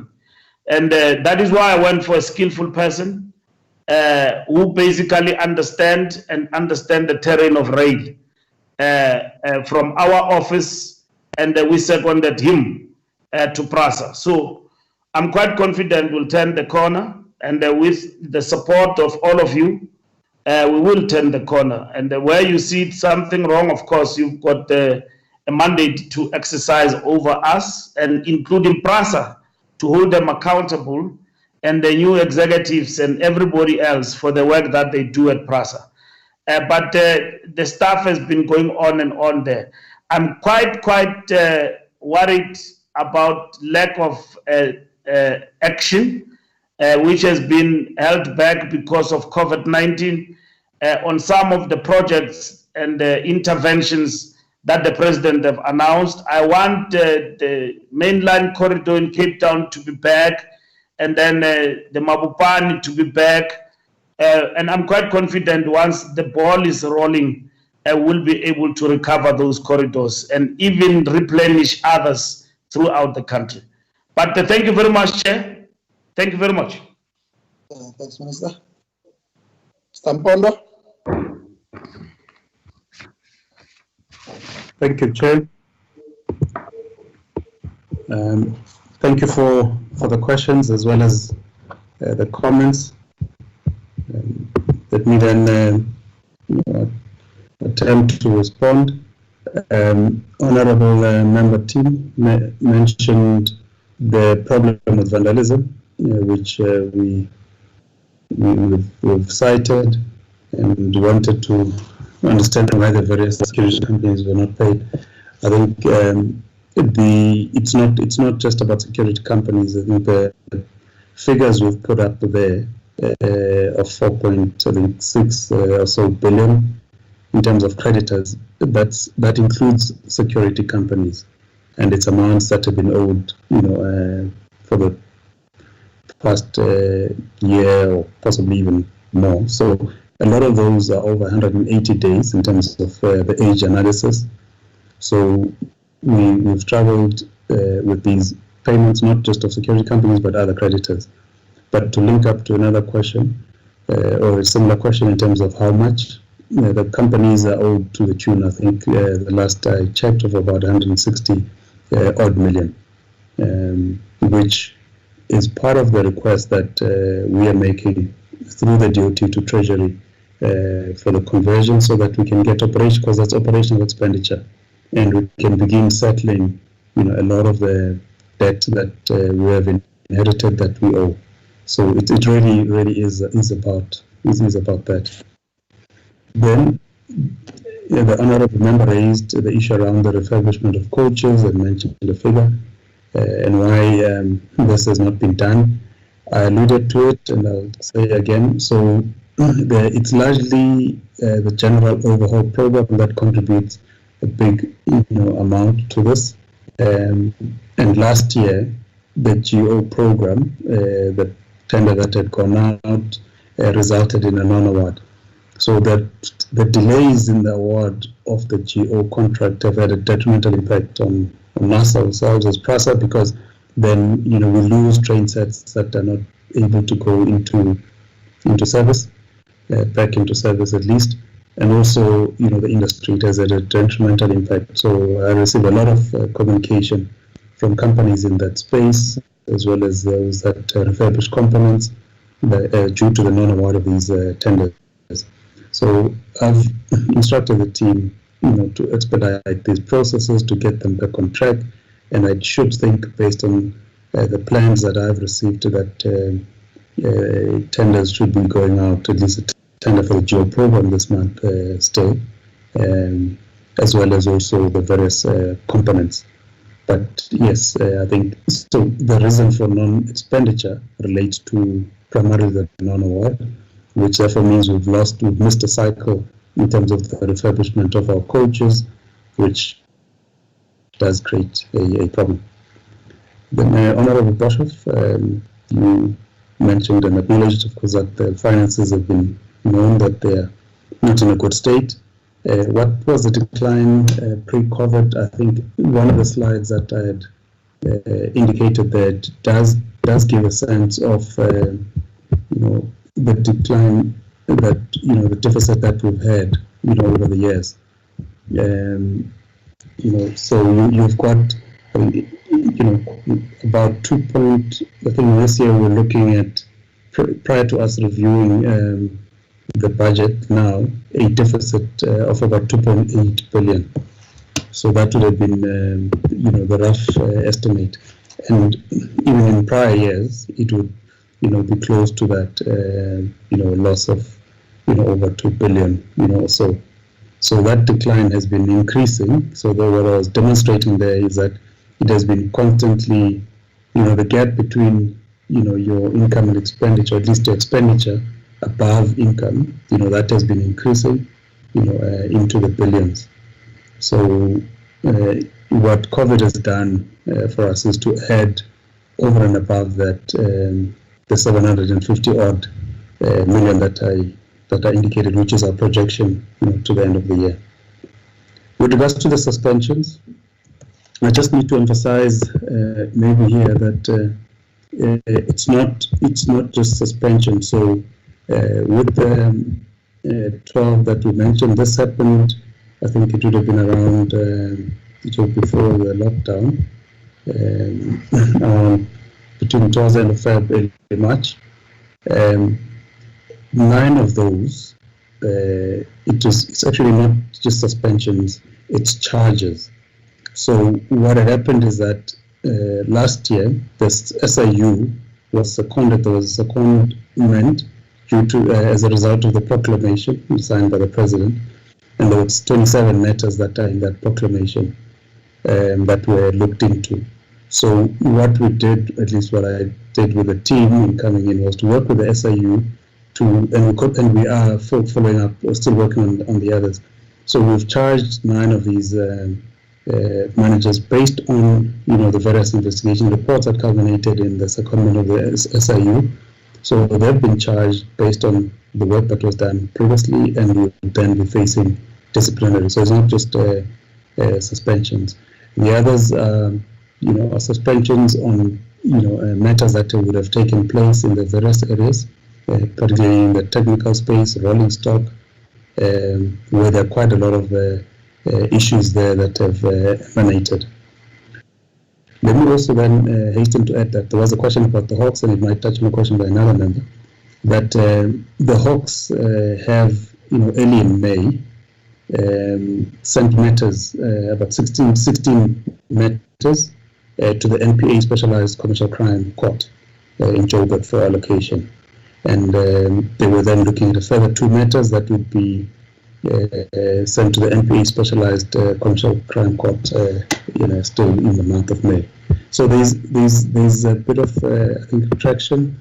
It's in terms of those areas. So together with the Hawks and the SIU, we've been working on a tripartite arrangement, and we meet regularly so that we update each other on these matters.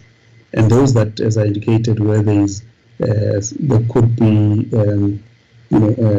possible corruption, those will be forwarded to the NPA, like it is happening with the matters that the Hawks are handling at PRASA.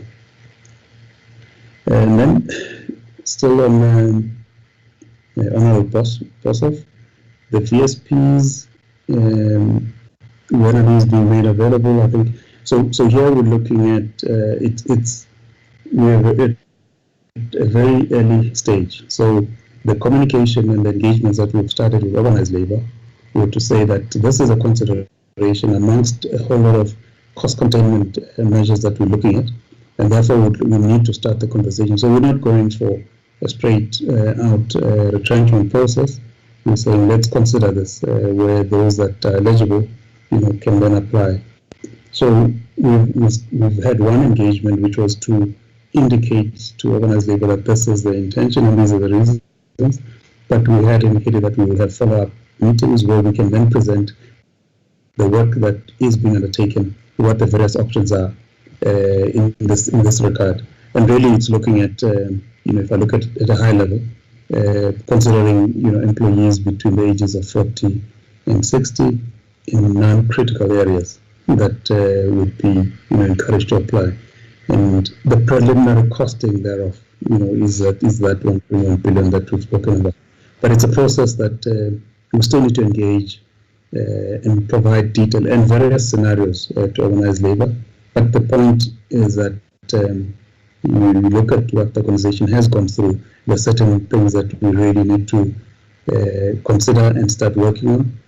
Otherwise, we'll end up, relegating the organization, to a very undesirable position.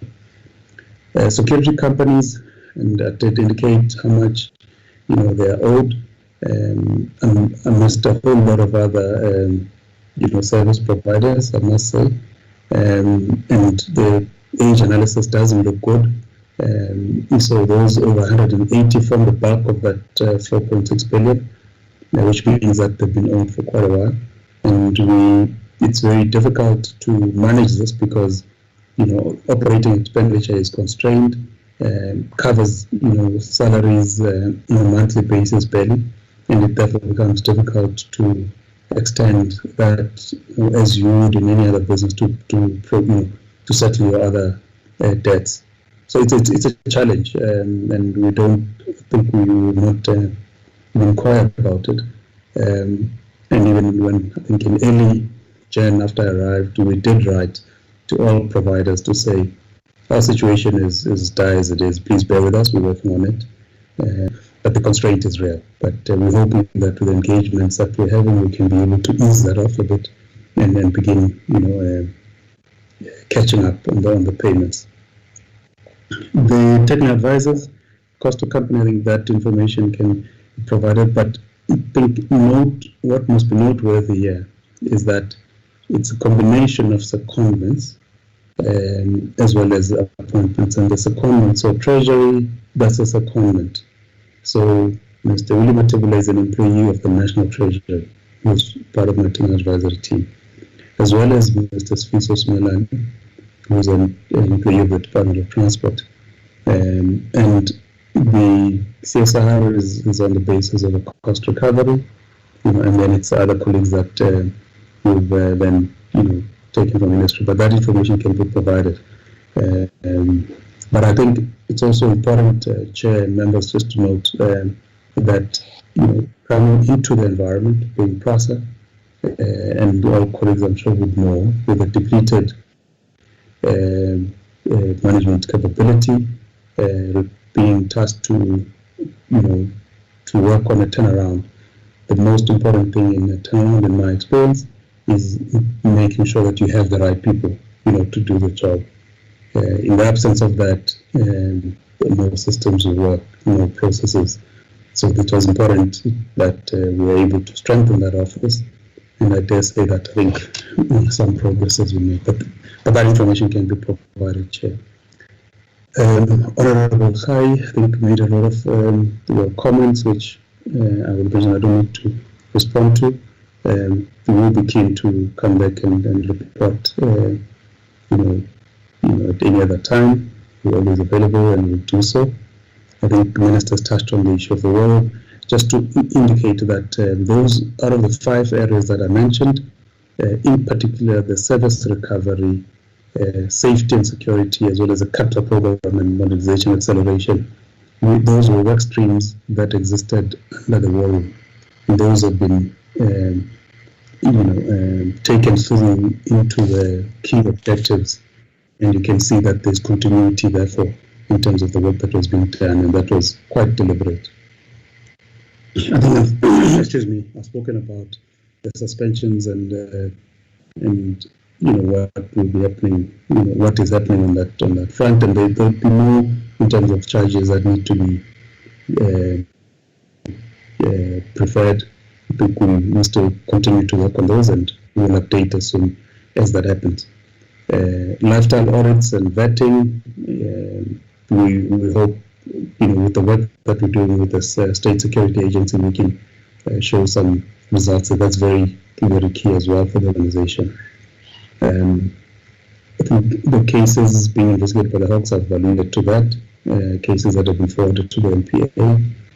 Relationship in PRASA and Transit, even though I know you pointed it at the Minister, but I did indicate from our side we're getting good cooperation from our Transit colleagues through the process that I'm leading with the CEO at Transnet, and there's about 4 work streams that we have set up, and the colleagues are working on those. And I think the reports that I do get that we're making some progress. And then Matebula, the issues around autoparks and the toilets. Autoparks has suffered quite a great deal as well during this period. The buses, not just in terms of the interior toilets and services, but also mechanically, these have not been looked after. We've approved a short-term turnaround plan as EXCO for Autopex, and they've indicated the capital requirement. I think it's just well over 200 million, if I recall. And that will assist in terms of ensuring that the Autopex buses, in the short term are fit for purpose, are brought back to service, and that they are, in good working order. So that process is underway, and that would need to start in earnest, Honourable Member. It really is I think it was an unfortunate situation and we hope that doesn't happen going forward. Universal access in terms of access for people with disability stations. Here I'd have to say that it's something that we're working on, but because the capital program has not been moving at pace, some of these interventions have been delayed, but it's a very key area from a transportation point of view, that of creating universal access. And I think we would be very keen to also provide, through our colleagues from PRASA, a detailed update, even if it is in the form of a write-up later, to give an indication of what our plans are as far as that is concerned. And then, Chair, I think a lot of the issues I would have touched on. Safety, just safe to say that our integrated strategy is looking at, of course, bringing the SAPS on board, beefing up our security, ensuring that we have marshals, that because it will be key for the COVID period, in terms of the distancing and so forth, that we need to adhere to, that there's adequate crowd control. So we're looking at beefing up that. The plans are firmly in place, but we should see a change soon. In some instances, I must say, whilst we do put our best foot forward, but there are also incidents of very organized syndicates that target our network. If you look at the Pinasport Pretoria line, as soon as there was an indication that we could be resuming services, then there was an upsurge in terms of vandalism in that area. But it's an area that we are enlisting the support and working with the SAPS as well in terms of targeting organized crime and commercial crime, so to speak. I think the issue of shortage of buses during the high peak period, I've touched on. It was just symptomatic of the decline. This happened in December, I would imagine. Symptomatic of the decline of the Autobike service, and that's what I'm alluding to earlier, that that short-term turnaround plan that we've approved, which the team has worked on, should inject some better efficiencies into that. And then lastly, Chair, the manual authorization, it's a project or program that we've been working on. There are delays in certain areas.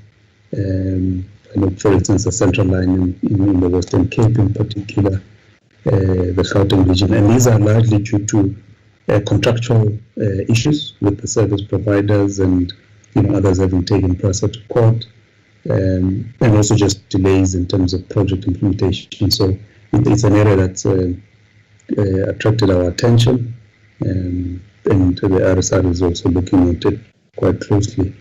So we are working on trying to resolve that and speeding that up.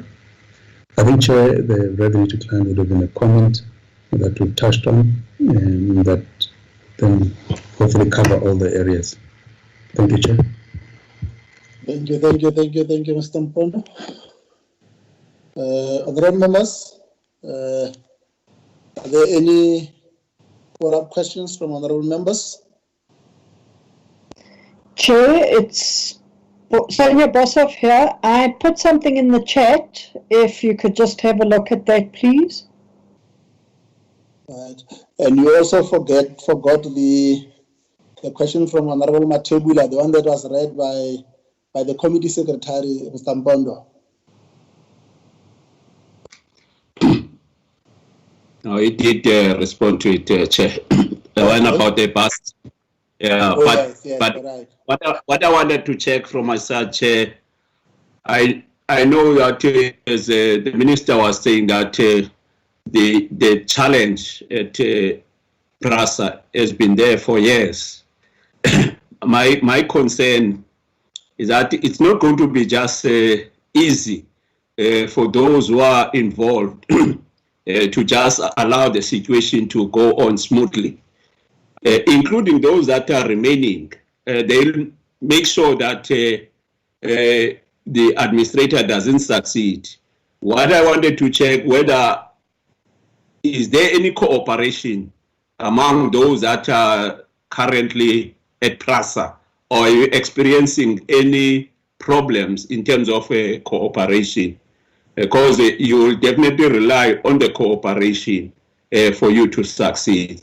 Otherwise, you could be sabotaged, get frustrated, and then the objective that you set for yourself are then not achieved. And then the whole turnaround also becomes a failure. So I just wanted to check from the administrator if he's experiencing any resistance. Yeah. Thanks. So it will be Honorable Boshoff's question and then also Honorable Khai. Mpondo? Chair, Tim. Yes, Tim? Chair, may I ask now? Yes, yes. Chair, I just wanted to thank the Minister for his willingness to assist me in the query I had earlier. Could I... Around the interaction with the DG? No, that is being sorted out relating to the interaction around SAMSA. The Minister said I could contact him directly, but unfortunately I don't have his number. Can I get it via one of the secretaries or yourself or something, please? Yes, the Minister said that his doors are open. Honorable Minister? I'll contact the Honorable Member. Great. Okay, you have my number. Okay. I'll find you.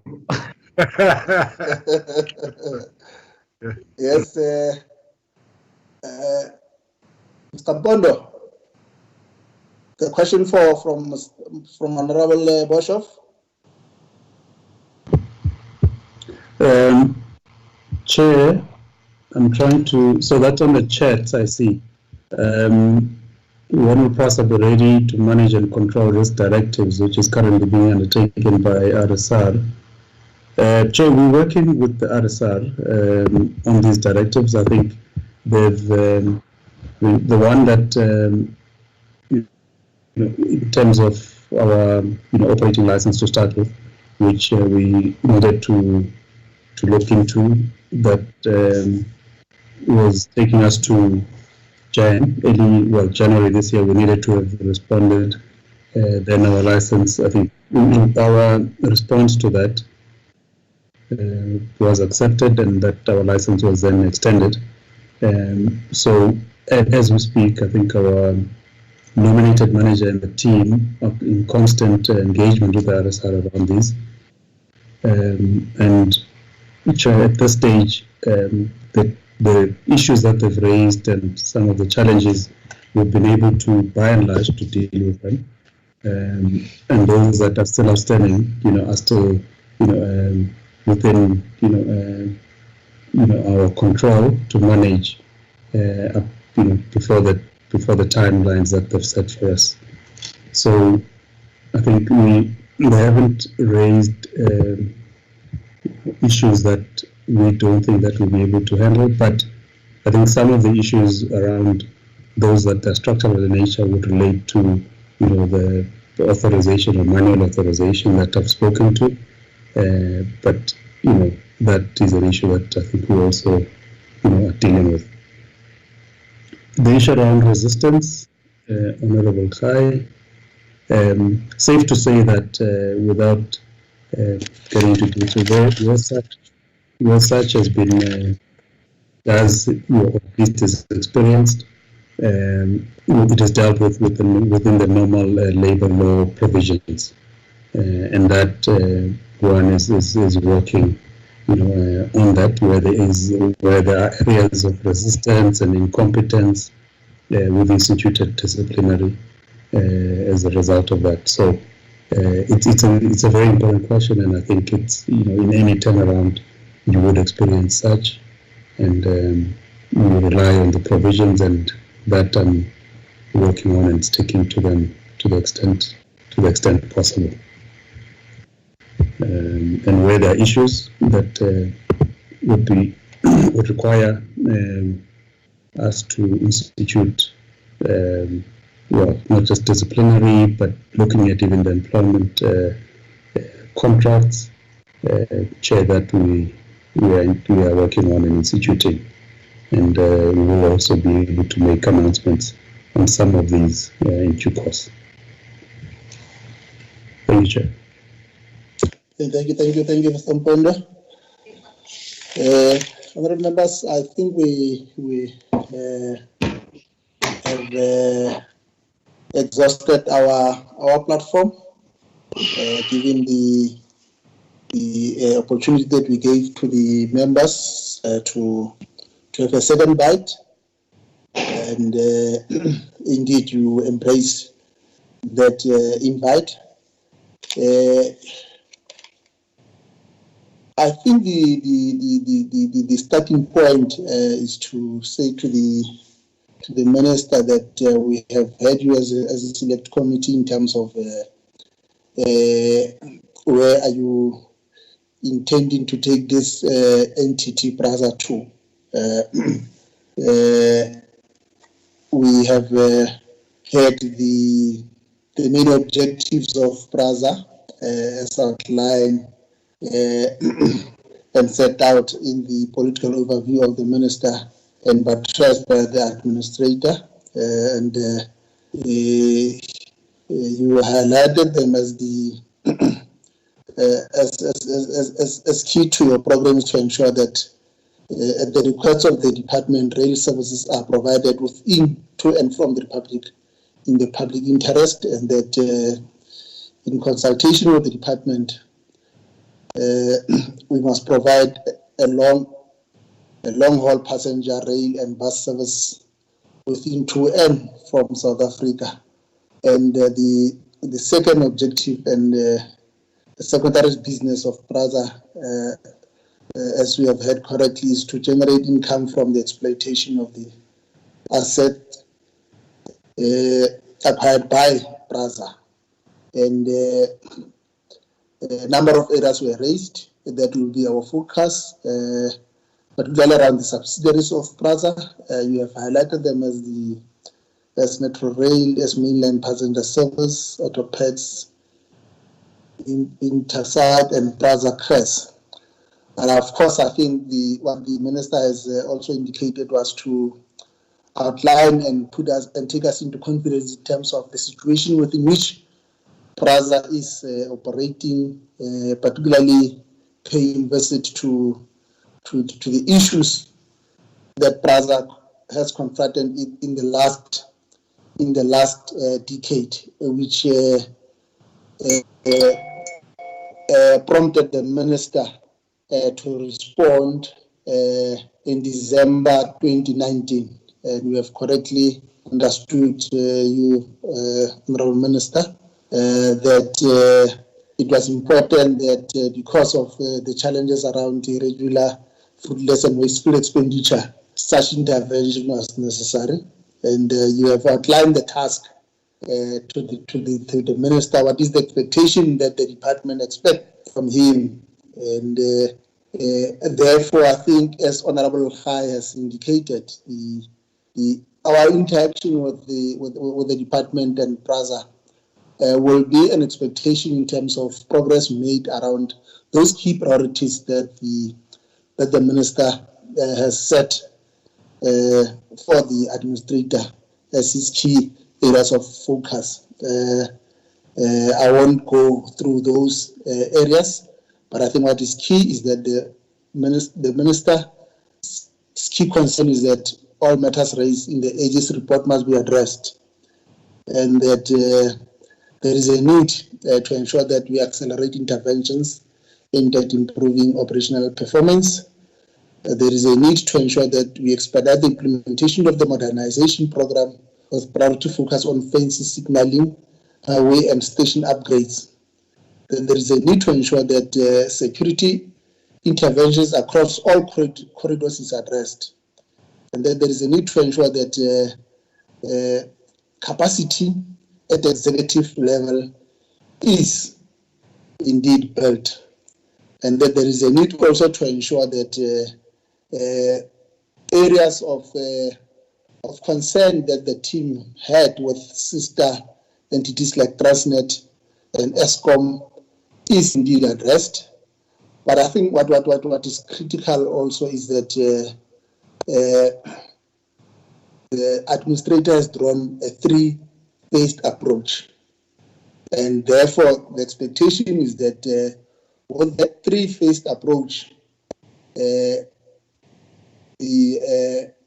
minister and the team will be able to report to us when engaged with them in terms of how far we are in terms of ensuring that a new operational model and organizational structure at PRASA is finalized. We have started on a good footing in terms of ensuring that there is stability at the technical team that has been assembled through secondment and also through appointment.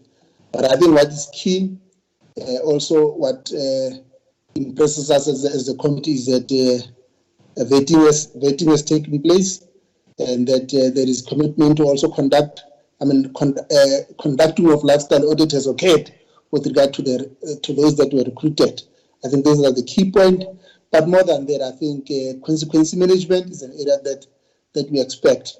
So therefore, it is important that as you engage with us, administrator, because we can clearly see what are the achievements that has been made in the last 3 months. Of course, as you were hitting the ground running, then came in COVID.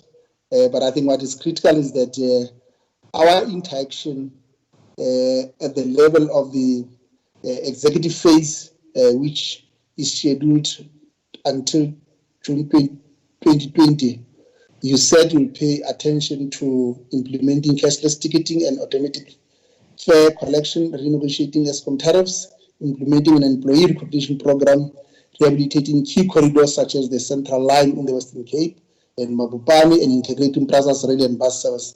This is our ticket through which, as a select committee, Honorable Minister, will be interfacing with regard to the work that has been presented today. So we are happy as the committee that you were able to take us into confidence in terms of articulating to us what are the areas of focus through which, in terms of when we interact as the select committee and the department and PRASA will be doing. So therefore, with those few words, Honorable Minister and Honorable Members, let me take this opportunity to express our gratitude to the team led by the Minister, the Deputy Minister, Mr. Mpondo and your team, Honorable Members, our Committee Secretary and the researchers, and other stakeholders, the media. Thank you. The meeting is now adjourned. Thank you. Thank you very much. Long live the chair. Thank you very much. Thank you very much. Thank you, Minister. Thank you, Minister. Yeah. Nice. Thank you, Chair. Thank you, Minister. Thank you.